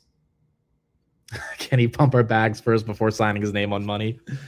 Yeah. Does freaking Trump want like the stock market to be down 30% while his name is on the $100 bill? No, he probably wants the markets to be up during that time. But I mean, until this war ends, we're not going to have a chance for that to happen. Estee Lauder, that's down 2%. Nike down 1%. Circle wrecked 130 to 93. That's down 5%.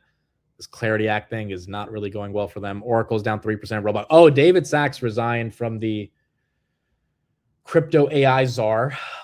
He's going to be part of some new thing for the administration that he talked about yesterday. And so he's trying to say that it's not really a big deal that he's leaving as the crypto AI guy. He is now going to be on this Presidential Council of Advisors on Science and Technology. But I don't know, dude. He's not going to have the ear of Trump as easily as he had before as the AI crypto czar. And that's actually kind of bearish for AI and crypto because I mean, whether you like David Sachs or not politically, the guy understands business pretty well. Microsoft 357 here. And so his lack of a role, particularly around the Clarity Act and digital asset regulation, data centers, bills, I mean, I feel like it's a net loss for the administration. But it is kind of ugly. At this point, I don't even care about Amit's mispronouncing. Markets got so bad, we don't care about mispronouncing. He didn't resign. His contract expired. Yeah, and look, that was the nuance of yesterday, which is why it's not that big of a story. But I don't know, dude. It's not that easy. It's not that hard to extend a contract. I mean, if you're doing good work, why wouldn't Trump say, hey, like, stay with us for the next couple of years? Right? I mean, David Sachs gave up a lot of private investments and had to deal with all the ethics committees to be able to serve, which is probably why he wants to leave, because he can make a lot more money. But I think if Trump would have said, hey, you're doing a great job, like, just stay, you don't think he would have stayed? Like, realistically, if Trump was like, hey, David, stay, like, you're doing great, like, we're making great progress, we're gonna, be the AI crypto capital of the world, you don't think he would have stayed? Like, and I think we have to kind of think about, hey, does David Sachs have a fundamental disagreement with Trump on the Iran war, which he's already said publicly? And maybe Sachs doesn't want to be that associated anymore with the administration, given that Sachs is the anti-war guy. If you've ever listened to a single episode of the All In podcast, he is anti-war. And the president that he's been supporting for the past 3 years just got into a war, which puts him in an awkward position right here. Ondas down 5% as well on the day.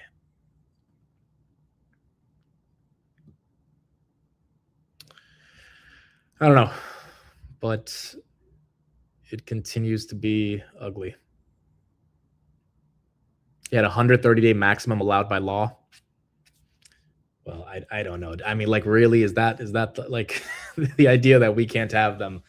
We can't have special advisors continue to stay. Like, this is all nonsense. Oh, it's 130 days that he had to leave. It's like, dude, you have Jared Kushner, who's been around for freaking 8 years with the Trump administration in some unofficial or official capacity. Like, if Trump wants someone to be involved in the administration, he will get them to be involved. There's not some bureaucratic situation where he legally cannot be involved anymore. Like, it's all nonsense, dude. It's a bigger question of why he's transitioning and why he doesn't want to be part of the administration anymore. At least that's what. And Elon did the same thing. He left early too because he realized he couldn't really make a change. I don't really know what exactly David Sachs accomplished either, because nothing has necessarily been passed from a crypto perspective, other than a Trump meme coin that didn't really do well. Point is, if he wanted to stay, he would have stayed. And if Trump wanted him to stay, they would have found a way to make him stay. That, to me, is the bigger question. And I wonder if he becomes more vocal about the war now that he's not literally associated with the administration. CoreWeave down 8% or 5.6% here.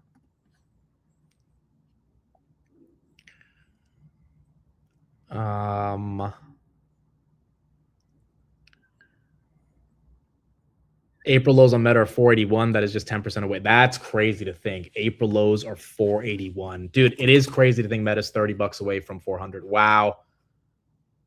531.04 low on the day.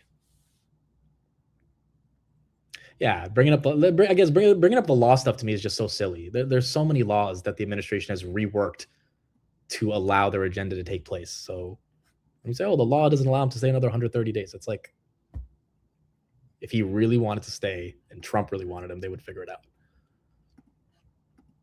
But I guess we'll see. We'll see if he actually, starts talking more about this war. Nebius right here, down 3%. Oscars down 4%. Grabs down 5%. CrowdStrike's down 7% today. What are your thoughts on ELF? I thought the tariffs would help them, but I guess not. Or like the tariffs kind of not being mandated anymore. I mean, look, I never understood ELF. The ELF thesis was, from my understanding, when it went viral in 2019 on TikTok, and they became the next biggest makeup brand. Since then, outside of management, which I think management is exceptional in ELF, and I've done some research into that, I like the growth has slowed down substantially from 5 years ago. So you're not buying the same type of ELF you were buying back then. I get the valuation's relatively cheap, but I mean, it's makeup. There's so many other exciting opportunities than makeup. Please ring the bell once we bought them. Oh man, if I knew when, I wish I could. Dutch Bros. Why is Dutch Bros down 7% today? Did these guys have earnings? I don't think they did. I don't know. I don't know why Dutch Bros is down. I don't know. A little bit weird. Sachs is still staying. He's going to be on the Council of Advisors on Science and Technology. Yeah, but that's not the crypto AI czar. Like, he used to have he was with Trump when Trump was signing executive orders on crypto and AI. I don't know if he's going to have that type of influence anymore. And so being on some council, which we don't even know what the Science and Technology Council of America, like, what is that, bro? Well, you don't even know what that means, or if that's just symbolic.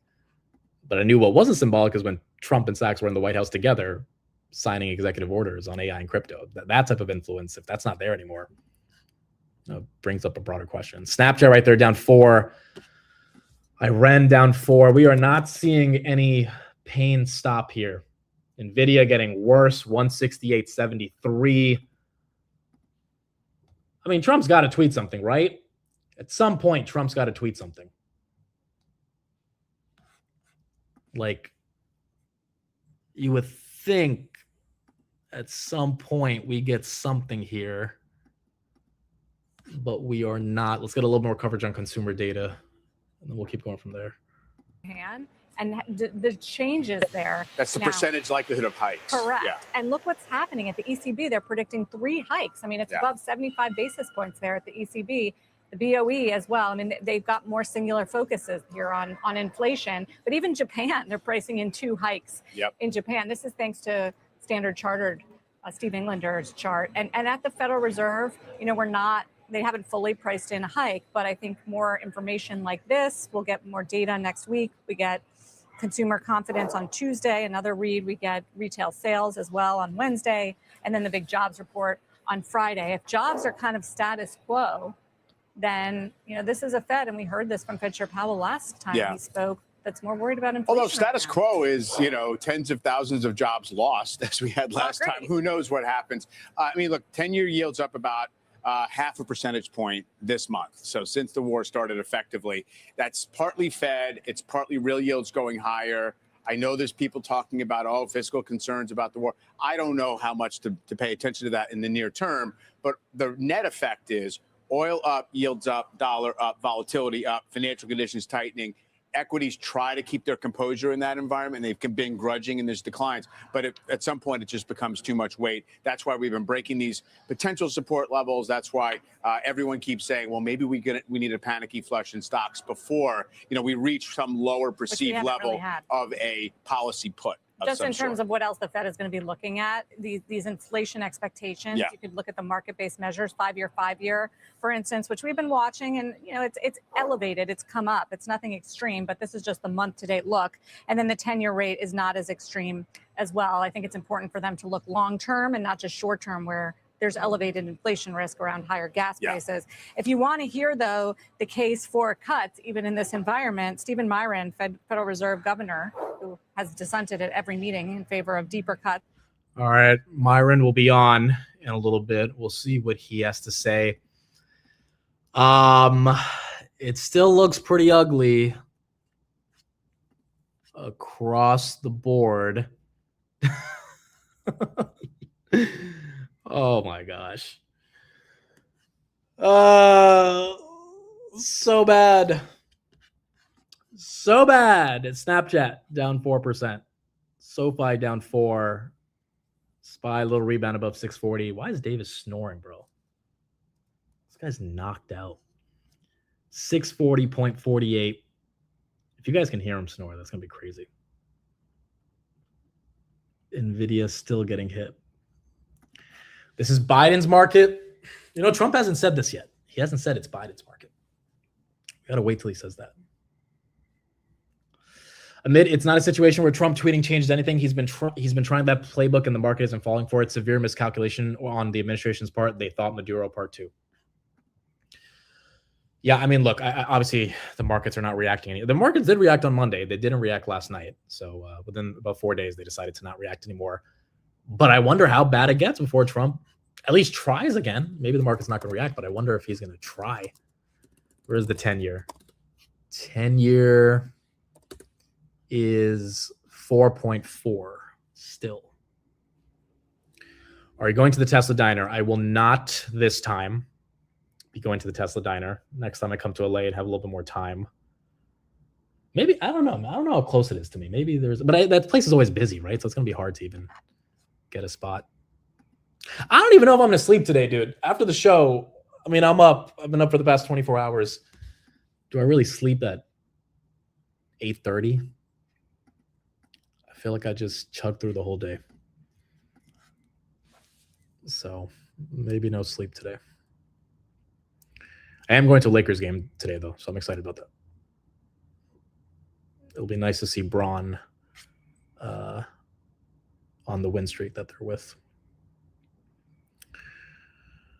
Dude, I think I did like 30,000 steps in the airport yesterday at Newark because we got delayed for like 8 hours. I walked around that airport so much. Like I finally listened to music after a while. I had my headphones in. I got to listen to music again. I freaking got my steps in yesterday at that airport. Nabius right there, down 3%. Nice little rebound on memory. Where's Micron? Yeah, 2%.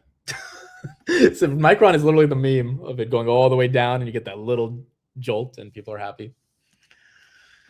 Dude, I don't know. The memory thing is, we talked about it. Again, I don't think the fundamental thesis is broken, but I talked to a guy yesterday who was down $200,000 on his Micron leaps and stock, and he was pretty upset.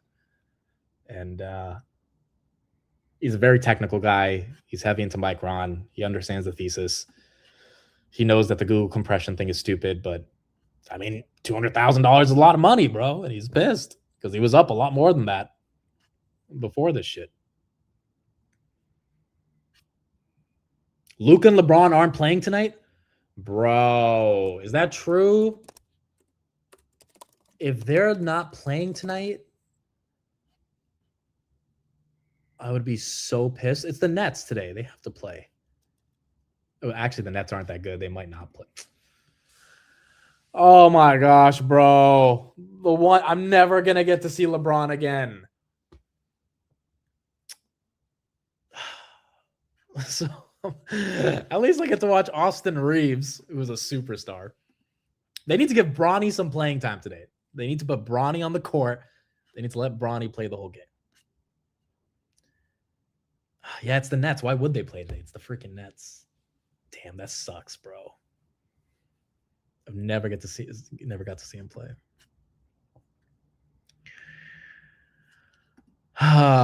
Well, honestly, there should not be 82 games in the NBA, dude. Like, I do have some sympathy for the players. 82 games is crazy. Like, they can't play 82 games. That's just like that's a lot on their bodies. The game's faster than it was in the 90s. Then again, they do get paid a lot of money, bro. NBA players get money. Like, if you're at least like B status in the NBA, if you're like even D status, you're making millions. If you're B, you're making tens of millions. If you're A, you're making hundreds of millions. So they do get compensated quite well. Hims right there, almost below 20. Red Cap below 13, almost. Kratos down 2. Shopify down 2. Where's Tesla? Oh my, Tesla below 365. Google just lost 280 for the first time in a long time, right? For the first time since November 17th. First time since November 17th.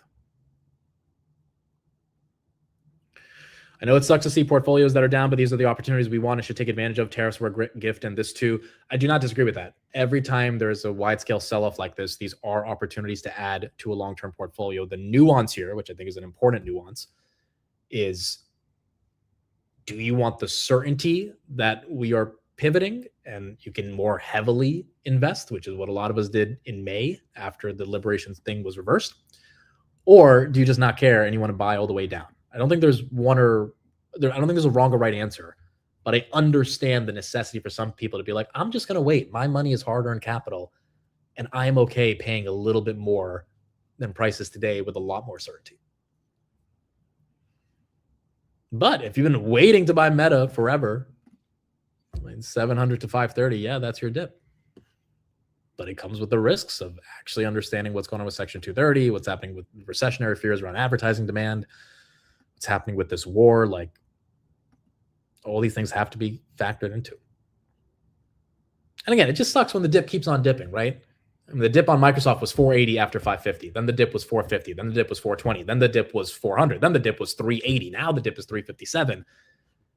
Obviously, there was a fundamental issue with the Microsoft thesis if you kept buying all the way down. And you know, that's why I think people are a bit more hesitant.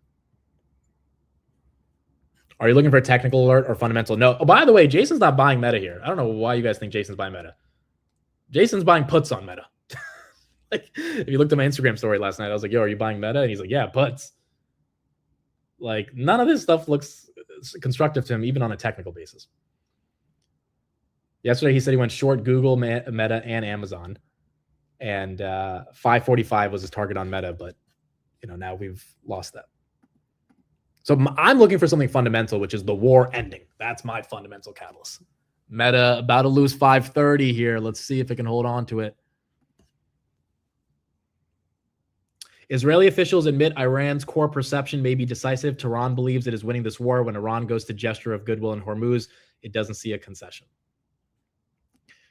Okay, so once again, both sides are going to have to give up something for the market to believe they are serious about negotiating. That's the other thing. The market doesn't even believe they're serious about negotiating right now. Even if they legit are negotiating, the sort of 10 boats of oil that Trump talked about yesterday as a gift he got from the Iranians in some goodwill measure, the market doesn't even believe that shit. There is nothing the market's believing that these guys are seriously talking in a meaningful way.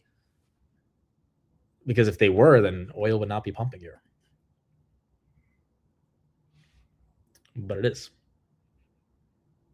The war won't end for years. Can't wait for that. Okay, I disagree with that. I think the war is not lasting. Forget years. I mean, do people really think this is lasting through 2027? I'll give my opinion on that. My opinion is no, this shit ends before the end of the year. Like, I feel confident to say that if I'm wrong on that, then, I don't even want to know what to expect for the next couple of years. Like, I don't think the war goes past 2027 or goes past 2026. Let's do a poll on that. What do people think?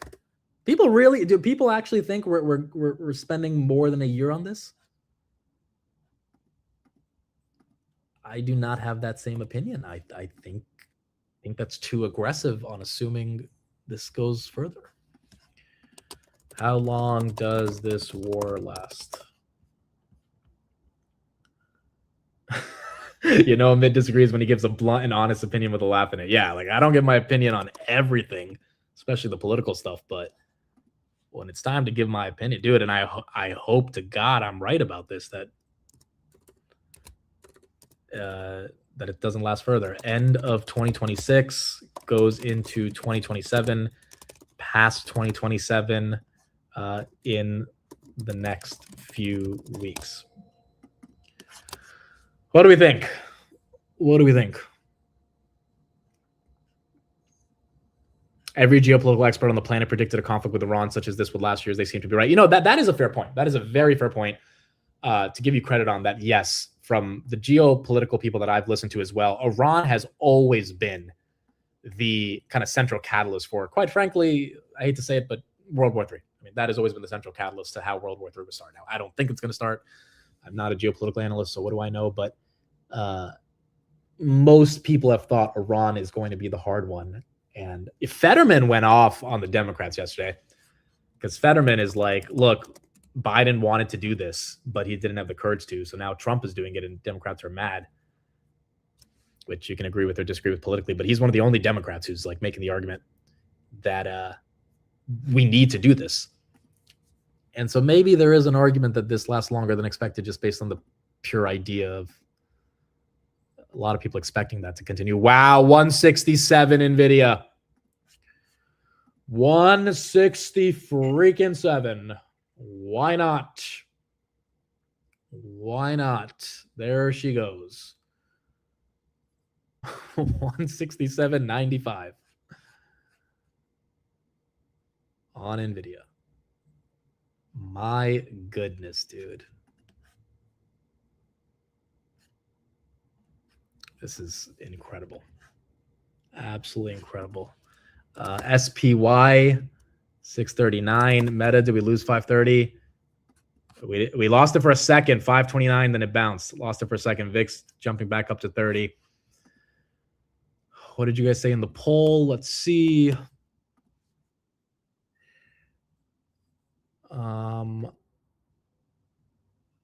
Okay, 45% of you think it ends in the next few weeks. 18% of you says it goes into next year. 13% say 2 years. 23% by the end of the month. Okay, so about 50% of us believe it ends in the next few weeks. So I guess the majority of us at least have some faith that this thing ends sooner than later. VG is up. VG is up. Tesla's down. How much is SPY down now from the top? We topped at what, 697? So 697 minus 639 divided by 697. We are down 8.3% from the highs. 8.3%. Where's Steve? He's probably sleeping. He is in the hotel, but he's sleeping.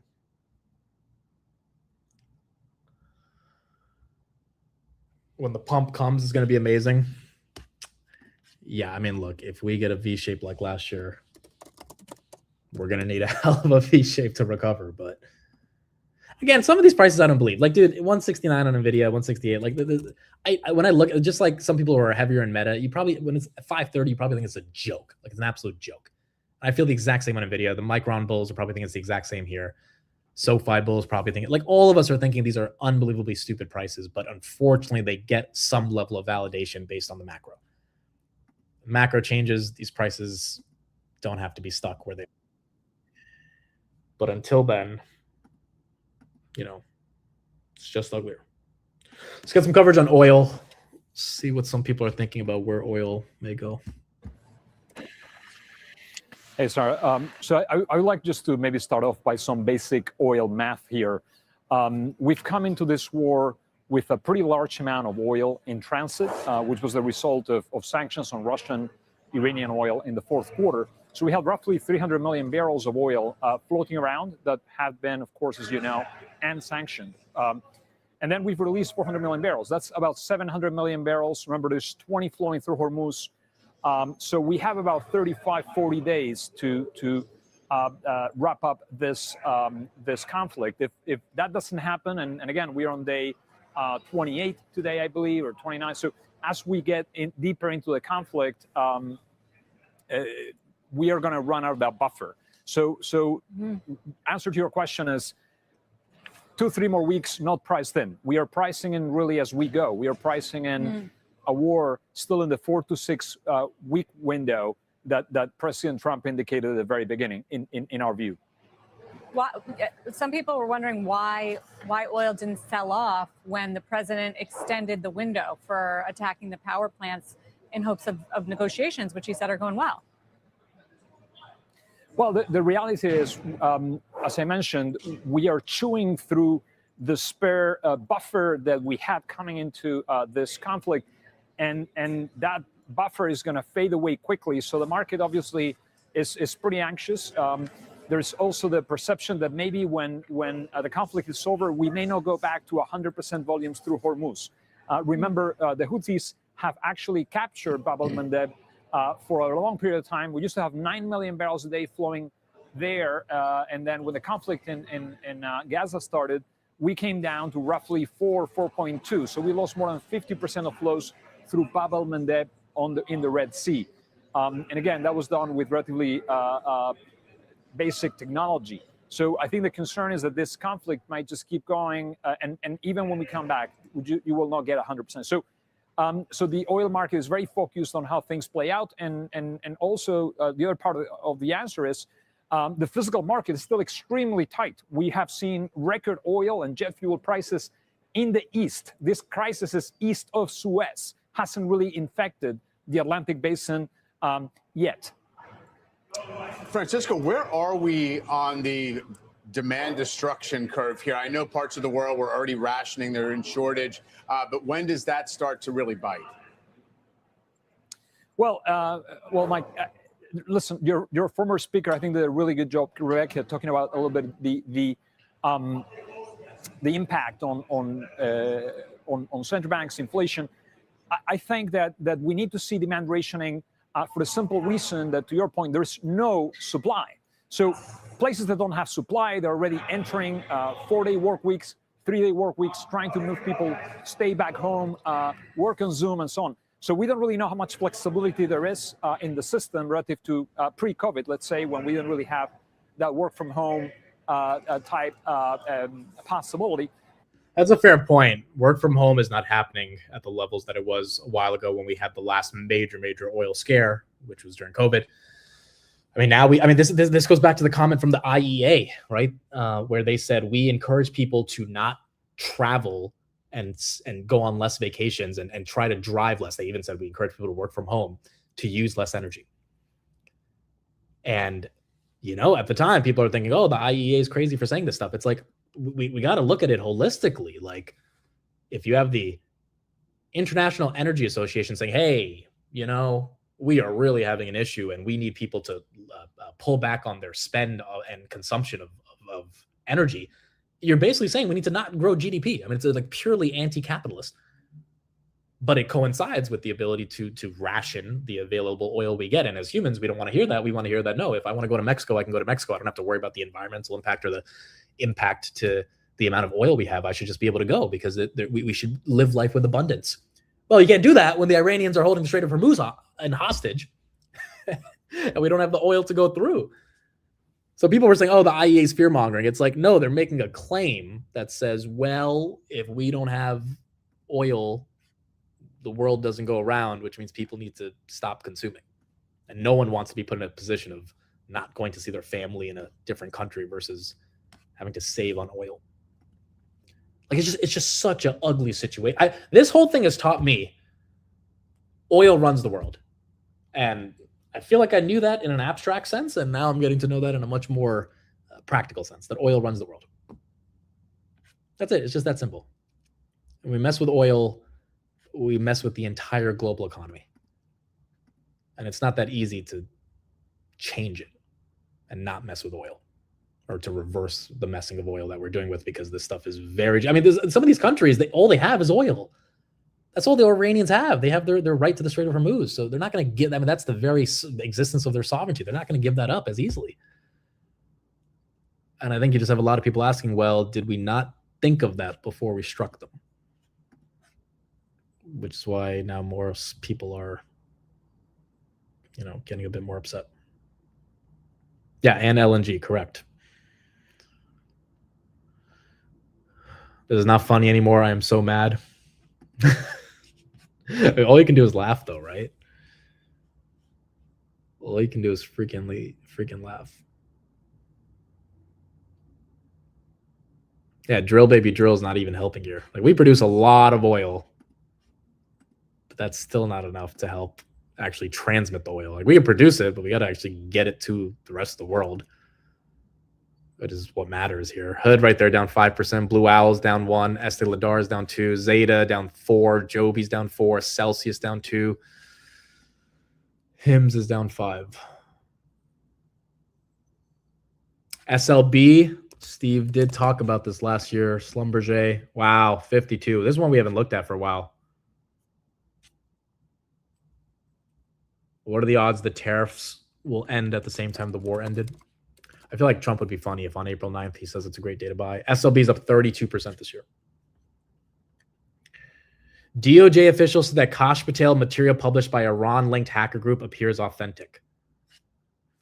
Okay, I'm so lost on this. What the hell happened with Kash Patel today? Iran-linked hackers claim breach of FBI director's personal email.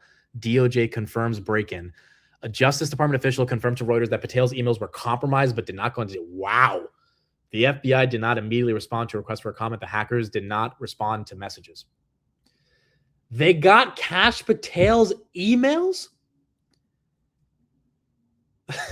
The Iranians got Kash Patel's emails? How the hell did they get his emails, bro? Where are the tech guys? Where are the ones who are supposed to have all the security? At least in tech.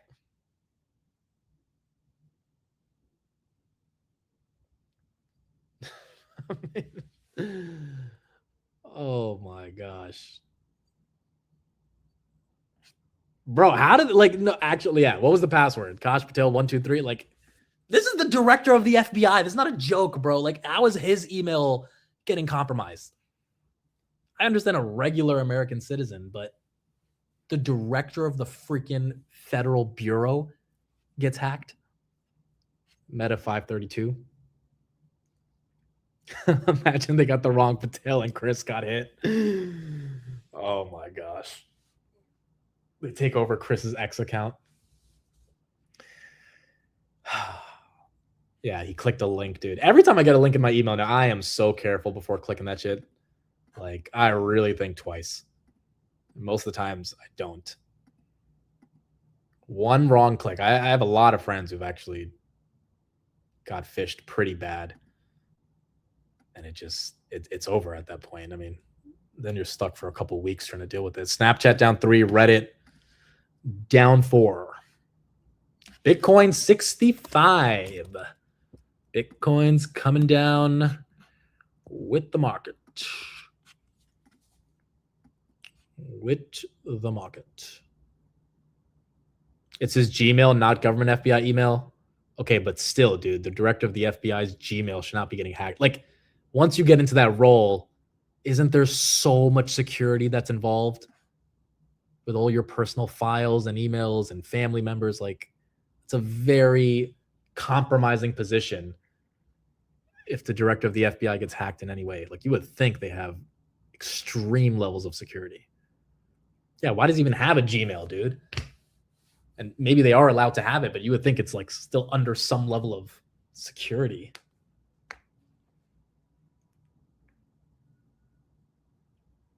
I don't know. That's weird.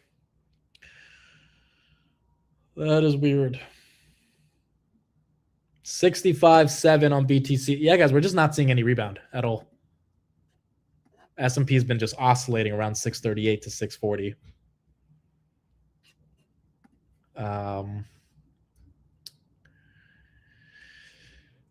Got some other headlines. Inside the White House, aides say Trump is already mentally moving on from the Iran conflict. A senior official said Trump is getting a little bored with Iran. Not that he regrets it or something. He's just bored and wants to move on. You know, I actually think that person's probably telling the truth. Trump gets bored of a lot of shit, and he changes his mind very quickly. Now, does he regret all this? I kind of think he does, because I don't know if this was all worth it. He would never say that publicly, but him being bored of this, yeah, I feel like he's definitely bored of this. This is why I can't believe people think it's going to last until 2027. I think, if anything, he's just going to want to end it out of pure boredom before that, which is, I know it sounds crazy to say that the president is bored of a war. I get it. But this whole year has been crazy. So this just continues the craziness.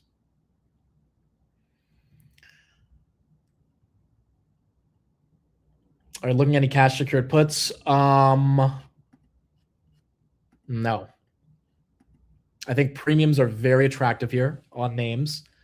And again, the logic is super simple, right? If you want Meta at 520, you're going to get paid. I mean, let's just do the math right here. Let's do an example. So you would have to put up 52,000 of collateral, 100 shares times 520. Let's do a month out. So May 1st, your premium for that 520 put would be $25.20. So 2,520, 2520 times 100 divided by 52,000. That would be 4.8% in a month. And you would be buying Meta technically at an average of $494.80. Like, that doesn't seem like the craziest deal in the world. If you get to own Meta, cost adjusted at $494, you got to be happy about that. And you have a month to see how it plays out. And you get 5% return on capital. Now, if Meta dumps to $450, you might be upset. But yeah, there's a lot of deals like that in this market. You could cross-apply that example to a variety of different stocks where, you know, if NVIDIA gets to 150 or Microsoft gets to 335, like, you wouldn't be too upset about it. So I'm not against it. You just have to be very confident that you're going to be okay with owning those shares. Chris, no, Chris, you did not get hacked, but your cousin Kash Patel did get hacked, unfortunately. Chris, did you just wake up, or were you up all night? Chris, I don't even think you know. I got here at 3 a.m. My flight got delayed like crazy, so I was pretty late. Chris, if you want to just hop on, even without your camera, I'll send you a link. I feel like, Chris, I think you were up last night because you had the night shift. So Chris might be just getting ready to go to sleep, to be honest. 638 S&P. 638.77. I was up all night. All right, well, and you were up in the pre-market seeing how ugly this got, just like me. Chris is night shifting from the hotel in LA for his job.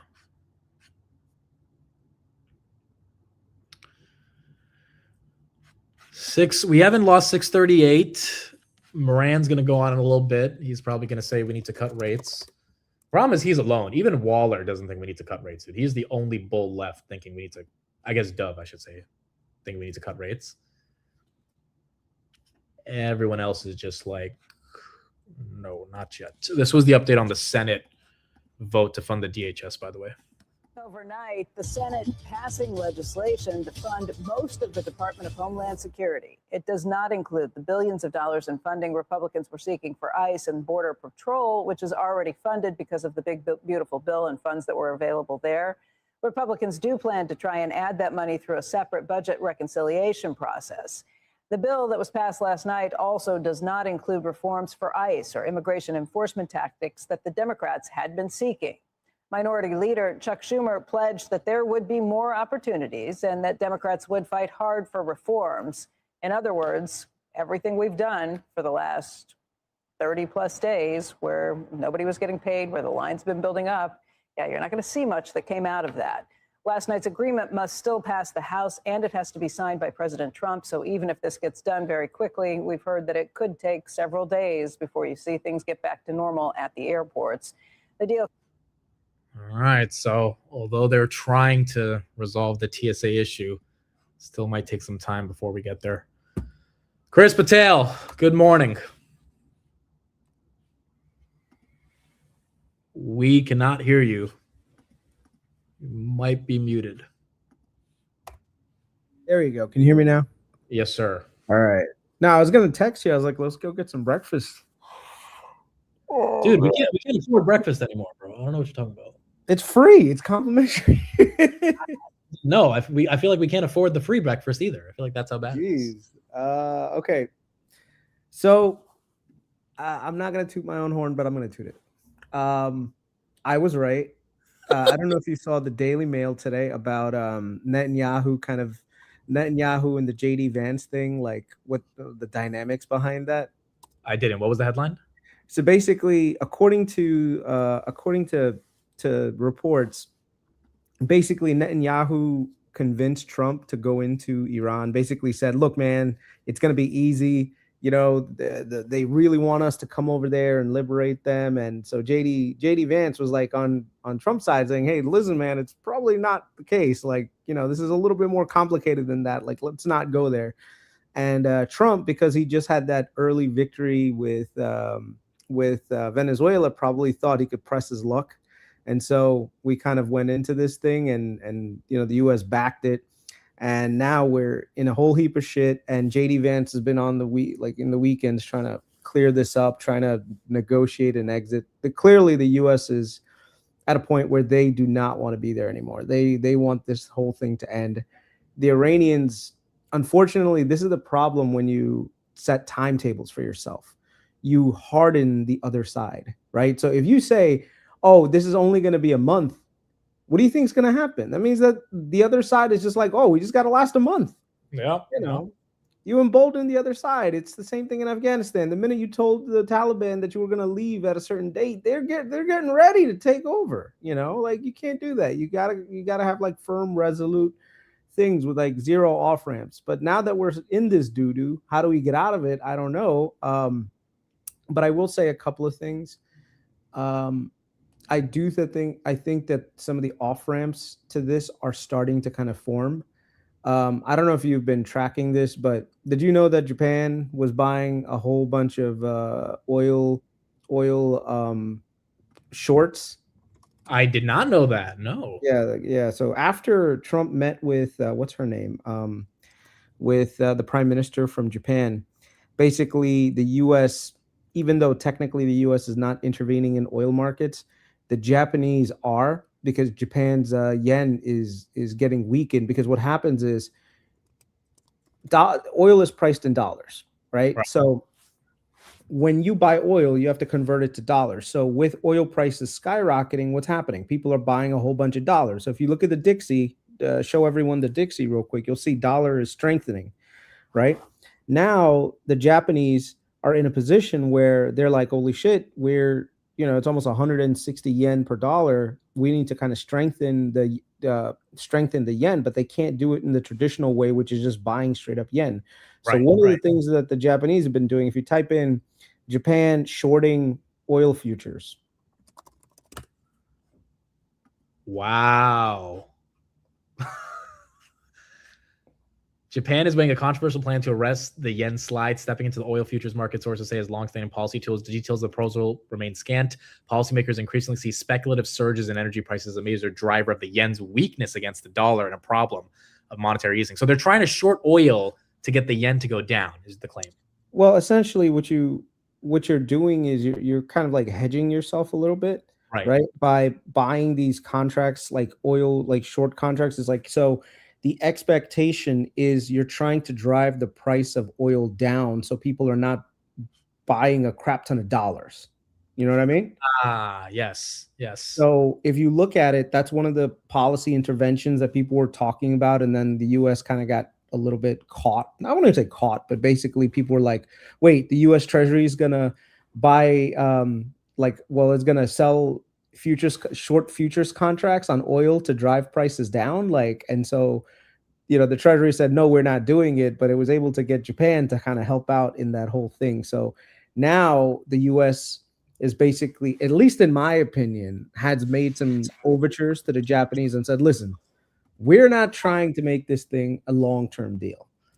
And whatever intelligence or whatever things that like the US, like Trump or whatever the administration were able to show to the Japanese, it did convince them to kind of get off the sidelines and kind of do some market interventions with oil.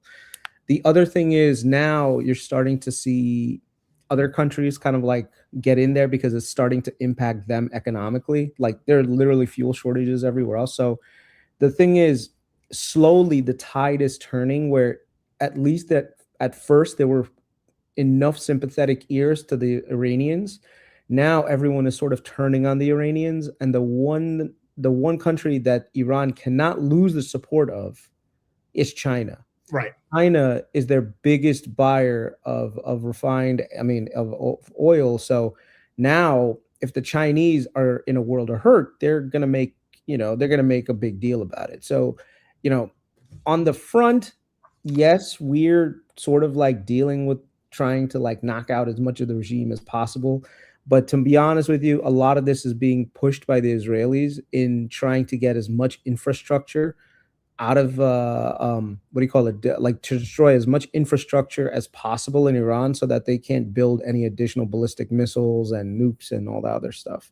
The US is trying to, every time that there's like a US off ramp, the Israelis are just like, we need to go fucking harder because the Israelis see the end of this coming. So their thing is, before we get cut off by the US forcibly, we're going to do as much damage as we possibly can. And so if you look at the number of airstrikes, they've just been going absolutely berserk.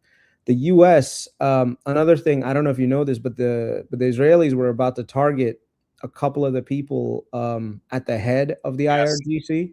And the US said, back the fuck off, like stop, like we need someone to negotiate with, So that's another indicator of just how much each situation here is kind of like the goals with the US and Israel are two different things now. And that is for the markets, right now, of course, we're seeing a ton of bleeding, but I think over the next 30 days, we're probably going to see some level of normalization. And I was gonna ask, what do you think the off ramp is, and do you think this is just Liberation Day, but a little bit longer version of it? Sort of. I think more or less this is each side not willing to capitulate at the public level. Like the thing is, like, if you publicly come out and say, okay, we admit that we shouldn't have done this to the US looks weak, and what happens? Like, no one wants that. Right. The Iranians, if they come out and say, yeah, we're negotiating with big bad Satan, that means that they have no power, which means they get taken out by an uprising. So this is more about a saving face situation for both of them. And so the way that it's going to work out is that it's going to be gradual de-escalation, right? So you're seeing the number of ships cross the Strait of Hormuz over time is going to slowly increase. You're going to see like the US deployments in the area kind of there. And, you know, it's like, this is one of those things where there's going to be a lot of like saber rattling, but over time, there should be some level of breakthrough. It's not going to be the sudden, like, the Iranians just said, oh, you know what? It's fine. Like, you just blew up half of our country. It's all good now. And the US is not going to be like, hey, listen, you know, you guys stay exactly where you are. Do what you were doing before we attacked you guys. So this is definitely a situation where I think the market's going to have volatility for the next probably 30 days, maybe longer. I can't say 100%, but I personally would start to bottom feed right now, and especially strong companies that, you know, have like great growth profiles that, you know, you're gonna need in the future. The other thing that's happening in the market is that, number one, you also have private credit issues, which is driving some fear into the markets. But then now you've got Claude, which is basically just one-shotting everything, and that's putting the fear of God in a bunch of software sectors right now. Like, look at what's happening to cybersecurity right now. Yeah. You Chris, what do you make of this meta thing? I mean, like, I think everyone's very confused as it loses 530. Why the street is this upset? Do you think there's legitimacy to this court precedent that is sent, or you think it's a nothing burger? I think it's just a risk. You just added risk to the equation now, right? So basically, before this court case, the notion that, you know, these publishers, quote unquote, could be, you know, held liable for something like this was little to none, right? And so now all of a sudden with this victory, people are saying, hey, wait a second, like, you're telling me social media could be held liable? Like, what if they end up getting hit like the tobacco companies did? You remember the tobacco companies in the 1990s? Yeah. Right? They were hit by all sorts of fines saying you were negligent in getting people addicted to cigarettes. Well, you know, the question now is Meta liable for getting people addicted? And is there going to be some kind of multi-billion-dollar settlement? And then, you know, like, and other things happen. So like I said, the market's just, in my opinion, is probably overreacting, but that doesn't mean that, you know, it's just risk is getting factored in. And this is where even like the whole thing with SoFi comes in.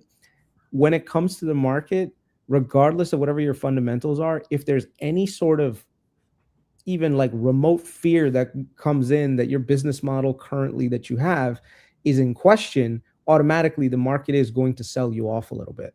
Yep. You know, you're not going to get the premium low, what is that called? Low risk multiple. Like right now, look at Apple, right? Among the Mag 7, Apple is fine. Like they're doing okay compared to everyone else. Why? And their PE is like 30 something.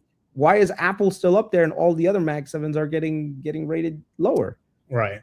You know, so it always comes down to whenever you have like fears, like right now, let's say Apple got hit with like an antitrust thing, dude. Even if Apple was gonna, you know, blow through it and they were gonna win that court case, people would still sell off Apple, you know. So Meta is kind of in the same thing where they're in the penalty box now, and until this thing gets resolved, it's gonna, you know, the stock is probably gonna languish. And it's the same thing that happened to Google. Remember, oh, Google's a monopoly, it's gonna get broken up, and then all of a sudden the court comes out and says, hey, they're not a monopoly, they're just gonna have to pay some fines. Boom, now the stock goes up to 200 something. So it's like these things are so like ridiculous in terms of like pure speculation, but they do drive multiples. So right now Meta's in that position where its multiples are compressing because people are scared. Like, what if this? Would you buy the dip on Meta or no?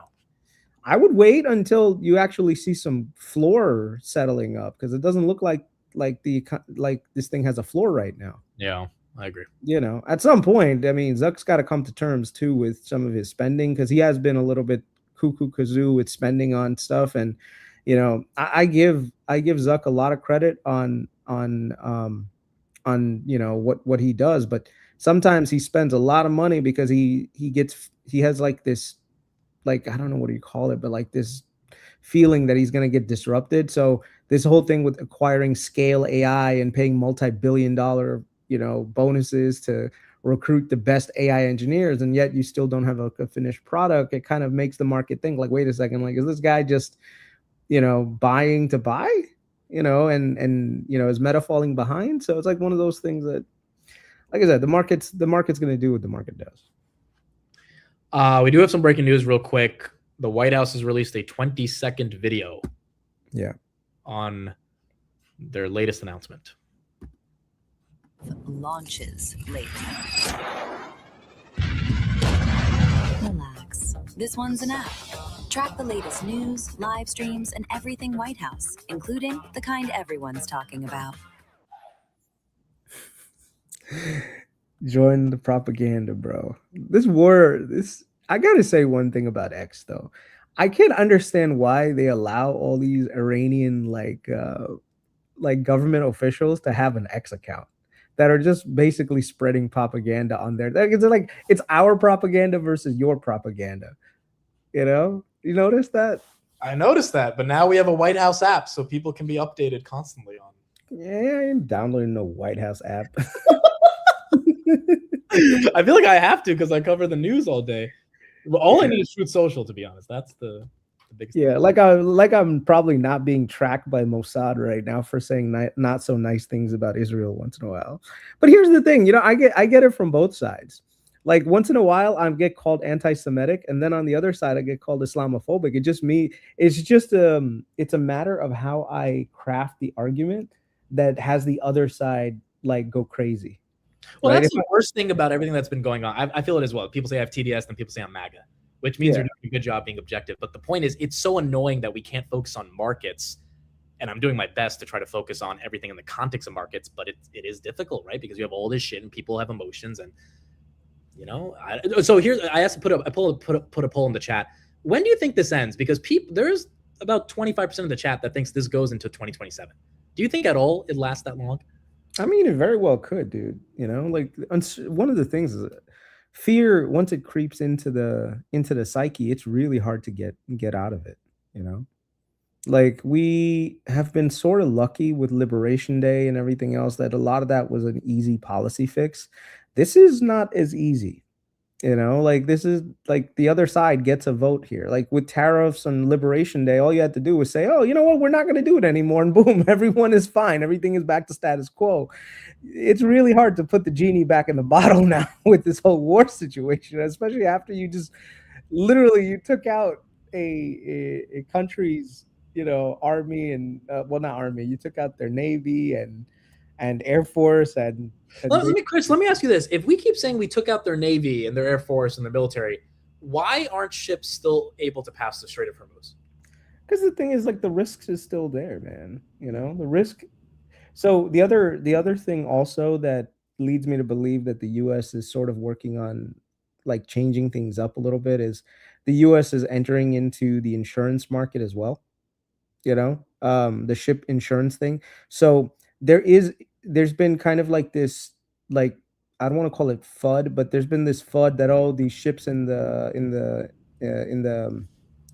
Gulf, they can't get insurance, and that's why they won't sail around the Strait of Hormuz. And Lloyd's came out and actually said, like, no, that's not the case at all. Like, you can still get insurance. It's just going to be at like 5, 6, 7 times the whole value, right? So that to me was an indicator that people are still willing to, you know, take risks insuring these cargoes. The problem that you have is you have to consider, like, you know, if the ship goes down, that's fine. Like, ships can be replaced, but people, like, which captain do you know and a crew do you want to have them risk losing their lives over? you know. So the safety part of it is it's still very dangerous. The other thing is the US, and this is why strategically we're in a bad place. Um, we're launching attacks from carrier-based groups, like way outside the attack zone that the Iranians have, and we're degrading their ability to launch ballistic missiles and drones. But they still have a pretty significant amount of those. And the thing is, you only need one or two like major carriers to really do a lot of damage in terms of like causing fear, right? So it's not something that can be fixed right away. And so it's really hard to get the assurances from the Iranians. And now the Iranians know that you're in a bad spot economically because, you know, you're dealing with all this. So they're pushing a lot of crazy, like asking for a lot of crazy concessions. So the thing is, though, this is where I have to ask myself, like, what can the US do to lower down the amount of leverage that the Iranians have? Because at the end of the day, this is all about leverage. So the question is, will the US take the Strait of Hormuz? I mean, it's within the power of the United States to go in there, take it. Like, we could literally take over 4 or 5 of those islands. The question is, do we have the public support and the public appeal to do it? I think about a month ago, you probably didn't have enough public support, but if there's enough damage economically, you could probably get quite a few people, and especially in Congress, to say, listen, the Iranians are not budging. We can't agree to the terms that we have right now. Everyone else is on our side now. Let's go in, put boots on the ground, and neutralize all the threats. That's the scary part, right? That's the scary part. Yeah. If you had to come up with a peace deal on the spot, 2 concessions from the Iranians, 2 concessions from the United States, what do you think could be worked out? I would say sanctions relief would be the easiest thing for the US, and like guarantee that we won't change their regime. Like those 2 things would probably be the biggest thing, because right now the regime right now has to, you know, they need money. At the end of the day, if you're going to be an oppressive regime, the last thing you want to do is not pay your people, because you can't really last too long. Yeah. If the Iranians can't pay their own, you know, IRGC members and besieged members, and they're starving, it's not exactly a great way to maintain order and control. So they need sanctions relief, and they need some kind of assurances that the airstrikes will stop. So at this point, the U.S. has to kind of tell the Israelis to stop, right? So the U.S. could stop itself. That's fine. Like, you know, you can just say, hey, listen, the U.S. Air Force won't bomb you anymore. But at the same time, how do you convince the Iranians that the Israelis won't attack you anymore? So that's one thing. On the U.S. On the Iranian side, the concession would be that we'll let the Strait of open the Strait of Hormuz, and then also we will give up nuclear enrichment and let IEA inspections. Do you think the Iranians would actually straight up say, all right, we're giving up the nukes, or would it be like a symbolic giving up of the nukes? I think they would publicly give them up. I don't think they'll ever privately give them up. I think they're just go really, really deep underground with their nuclear program. The reason why is because the Iranian regime is stuck in this zone where 70 to 80% of the general Iranian people, they don't like this administration. Like, they don't like the regime. Okay. Like, if you ask the people on the ground, yeah, you'll probably have the people that are forced to say that they love everything that's going on in Iran and blah, blah, blah. But there's probably a lot more support against it. And so that's exactly why they have all these, you know, militias like roaming around the country, basically keeping order. So the challenge with the Iranians is going to be how to maintain control over the country long term. So I don't know. Thank you, Chris, for your thoughts. We appreciate it. I'm probably going to end out the stream in a couple minutes as well. So I'll touch. I don't understand this thing like holy MAGA copium. I don't even understand. Like, what does that mean? Dude, I got accused today of being a meta shill for talking about one of the most important companies on the planet being down 8%. Like, at some point, emotions are running wild, right? It's like, I don't know.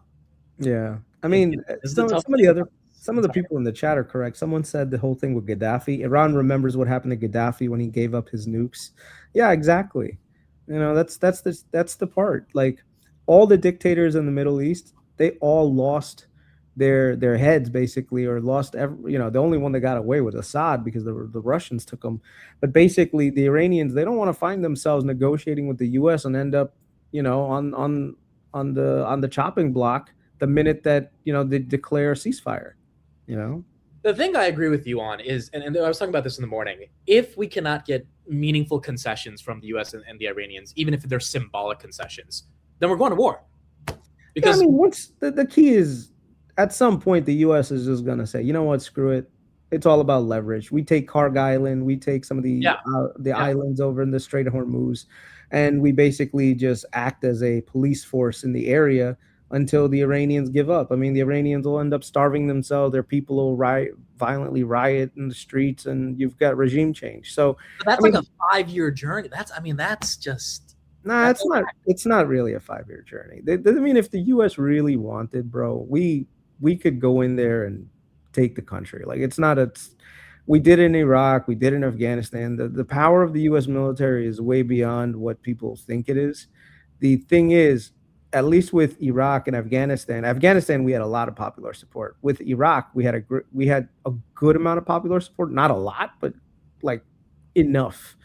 The challenge is we don't want to get into the position where we're nation building anymore.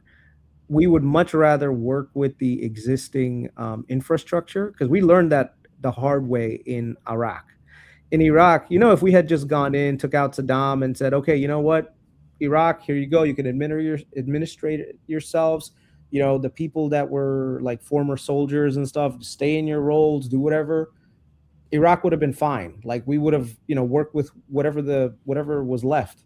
The problem is when you go there and you take all these Baathists that have been there, the administrative class, out of the equation, then you basically allow for all of the same guys that were one time the chief of police now becoming a jihadi, because that's the only way he could feed his family. Yeah. Just remember, at the end of the day, everyone is just trying to feed their family. No matter who you are, you're at the top of the food chain or you're the bottom of the food chain. So a few months of not feeding your family, you become a lot more pliable to changes, right? So if the US were to do a full-on invasion, let's say it doesn't take 5 years, but let's say they announce it, what do you think happens to the market in that scenario? Like if Trump says full-on 100,000 troops are going in. Well, first of all, he can't do that without Congress. So that's like a pretty much a moot point at this point. That's so I don't think that that's really the case. I think the scenario that is most likely, from what I can tell, is just a negotiated de-escalation, you know, where both sides save face. The Iranians, they get to stay in power, you know, and the Israelis won't be happy about it. Like the Israelis hate that idea. The GCC countries will probably hate that idea because they really don't want to deal with these guys long term anymore, right? Like they understand that any time in the future anything happens, these guys could close the strait and screw them over. But I mean, you know, this is one of those delicate situations where the biggest thing that the U.S. could do is get the strait back. Once they get the Strait of Hormuz back, there's really not a lot of leverage that the Iranians have anymore. The only reason why the Iranians even have any leverage over us whatsoever is because of that fucking strait and the energy price is spiking, and basically us being a lot more, you know, in tune with trying to keep the world economy running, because at the end of the day, we're the world's economy. So. All right, last question for you, and then I'll be out of here as well. Are you buying the dip at all on anything, or no? I got to pay taxes, man. Otherwise, I would. Once the taxes are over and whatever I have left over, then yeah, I'll probably deploy it back into the market. You know, I'll probably sell some of my VG, and like I have to, like I said, I'll have to sell something in order to buy something. So I'll just high class the portfolio. If I'm getting a discount on a company like Google and Microsoft, shit, that's way better than being in Webull. You know, so I'll absorb the Webull loss and be in Microsoft, right? Does that makes sense, right? Yeah. So yeah, I think the market's really overreacting, right? Well, not overreacting. The market is reacting the way it's supposed to react. Yeah. So we just have to stay calm and wait for some good news. As far as I can tell from everything that I'm seeing, de-escalation is happening. It's not happening at the rate that the market would want it to, but it's happening. And I think the key to watch for Amit is how much the U.S. pushes back against Israel. Israel is the X factor in all of this, because like I said, the U.S. can control itself, but it can't control Israel. Right. So if we see that the Israelis are starting to have like commentary around, oh, this is going to end soon, then it's more likely that we're going to get some more de-escalation. And from what, I don't know if you saw this, but even the Israelis, like what are they called? The IDF, their commanders are saying, listen, we can't sustain this long term. Type in. We've seen, we saw there's been like 4 of those headlines over the past 2 days.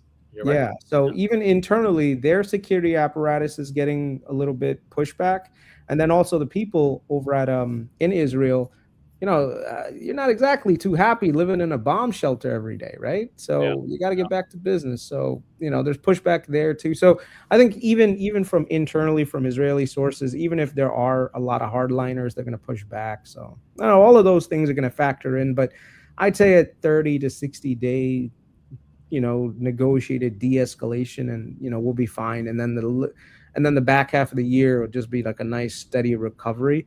The only thing that I worry about is usually when oil prices and things like this go up, you get like this chain reaction where inflation starts to pick up, and then interest rates start to pick up, and then you've got cracks happening in the credit market. And then once you end up having cracks in the credit market, it becomes a major problem, because then you go from this being a situation of fear to actual structural problems that can cause long-term damage. Yeah, I agree. CBS News right now, Trump and top White House officials have been told that Iran's counter proposal would likely arrive Friday, 2 of the sources said. So later today, probably via Pakistan and Turkey. CBS. Yeah, one of the things that I would just tell people on, like, if you're watching this whole thing happen on X and on Twitter and all that, don't listen to all these stupid pundits that are basically like, especially the Iranian accounts that are like, we're not negotiating. We'd never negotiate. We want the Americans to kill us. We want them to fight. Like, bro, no, you don't. At the end of the day, bro, that if America really wanted, we could wipe the fucking floor with these guys. This is the veteran coming out of Chris right now. Bro, the shit that we have, y'all don't even know, man. We could wipe the floor with all of you guys. And then 70-80% of the people hate y'all. Like, look, no country that's like sending its people on the street every day to monitor and set up checkpoints everywhere, right? It's in a position to negotiate anything. Like, listen, I'm going to say this. The Marines, and especially a lot of the Army people, we are bloodless, bloodthirsty, ruthless motherfuckers. Don't test us. Don't put us in that position. Don't put us in a position where we actually have to go street to street fucking y'all up. All right? Ask anyone who was in Fallujah. They'll tell you exactly what this was like. Yes, the public has no taste for war, but the military, we have a lot. We have a taste for war that you would not believe. And a lot of these Marines, they don't join just to, oh yeah, I'm gonna join for a job. No, they join because they want to shoot some people. So don't put it in anyone's brain that that we're just gonna like sit there and lay there and just take it. Like, no, bro. I'm telling you, just warning you. I understand y'all want to meet your maker, bro. We are happy to send you there. And it looks like Trump and Hegseth have not hesitated to make those threats either. Yeah. Chris, thank you for your thoughts. We will keep going from there. Meta 528 down 4%. This one getting hit the worst today. And hopefully we'll see if we get any recovery based on these Friday announcements. I wonder how much of a Meta sell-off we're gonna get. And you know what? The one thing I'll tell you about this sell-off in tech, there could be opportunities for, like creating shareholder value for a lot of them because they are being sold off. Multiples are getting dragged down. The question is going to be like, where are you going to find that capital to do it? Are you going to cut back on AI labs? Huh? You got to cut reality apps. No, that's fine. This is the one that they can cut. But I'm saying, where does Amazon cut? Where does Google cut? Where do these other guys cut? Like, are you just holding your leaps? Are you adding to them or? No, just holding I have spreads on them now. I sold the $900 calls against them, so I'm fine. You know, I think at some point I'll just buy back the 900s once I see that the market's stabilized. Yeah. But as far as I can tell, there's nothing structurally wrong with Meta right now. Nothing structurally wrong with Google or Microsoft or any of them. If anything, they have a ton of RPO that's kind of guaranteed. So this really is going to be one of those dip buying opportunities. But once again, you have to let this like environment pass before you really dig down deep into buying this. Agreed. Thank you, Chris. For those that are at the LA meetup, you will see Chris tomorrow, and I'll see you in a bit. Later, guys. Take care. Later, Chris. Yes, Davis is still in bed. Are you down like 100,000 today? I don't want to look. You were snoring, bro. Was I doing? You were freaking snoring, bro. Oh, Yeah, we're still live. said hi to them. Yeah, we're still live. All right, guys. I think that is it. Obviously, it's still ugly. That CBS news, though, is Meta just getting wrecked. That CBS news is encouraging that Iran's counter response is going to happen later today. Yes, the Japanese 10 and 30-year yields have been horrible. Same thing with the U.S. 10 and 20-year yields today. But I think sort of the fundamental takeaway from what Chris said right there is that both sides want a deal, even though both sides are acting like each side doesn't want the deal to seem stronger. The Iranians obviously have to fight for their sovereignty of oil. The United States has to try to calm down the oil markets. But if the Iranians are going to come back with a proposal today, and if it's something the U.S. can work with, if it's not just like, 2 words saying screw yourself, then maybe there will be a foundational element towards further negotiations. And Trump's extension of the 10-day pause on the bombs, to me, is a clear signal that that's going to be the case, which the markets are not pricing that in positively like they did the ceasefire on Monday. You would think they would, but I think obviously the markets are just tired of it at this point. But that is bullish. It's just hopefully it actually does play out the way we want it to. Is Trump speaking? I don't think Trump is live. No, Trump is not live. I don't know if he's going to be live later today, but maybe he will and say something. We'll see how the market reacts, but that Iranian response seems to be the next big catalyst for the broader S&P. All right, that's it. That's it. Why are you guys sharing a room? Because it literally we're sharing a room so that he could say that he's in the background, bro. I did it for you guys. That's literally, he can afford his own room. It's literally just for this reason.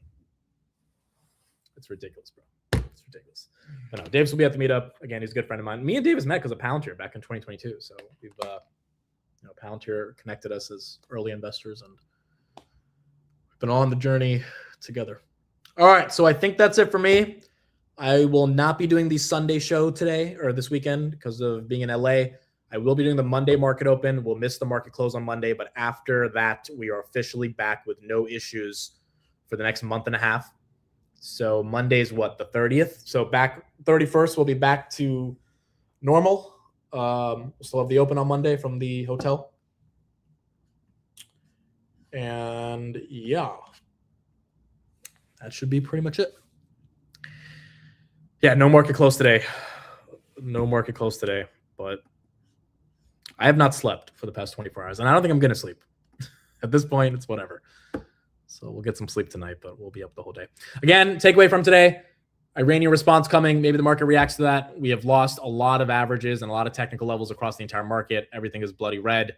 Maybe this is where we get a little bit of relief, or, the knife keeps falling as it is on Meta. But as of now, it is all contingent on this war, and it is a lot tougher for Trump to get out of this situation. Multiple reports, as Chris were mentioning, signal that he wants to get out of it, which is good for all of us. It's just a question of when, and hopefully it is sooner than later. All right. Thank you, everybody. Appreciate you all coming through for the market open and being here. I only do this every day and go through the sleepless nights because you guys show up, and I love doing it. I'm very passionate for it. I'm very happy that people are also sharing that same passion. And if you're at the LA meetup, I will see you tomorrow. Very excited for that. And then we'll be back Monday morning on the market open. Word of the day. That is a good point. We should do that. Let's see if we get something timely for today. Word of the day. What do we get? What do we get here? Gosh, y'all done admit missing 3 or more shows next week. I'm not, dude. Literally, LA is the last travel for a long time. So just the market close on Monday, and then we'll be back. I think I've heard this word, but I don't know how to say it. Word of the day is bromance. Yes, correct. Imperturbable. Imperturbable? There's 2 B's there. So that's a babble. Imperturbable? Imperturbable?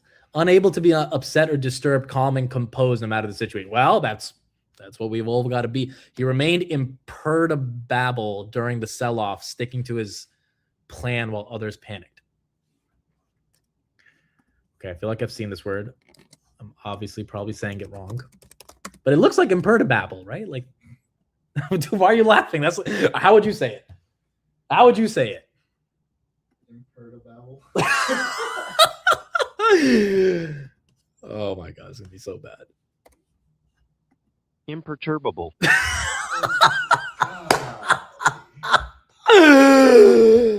What the heck is that?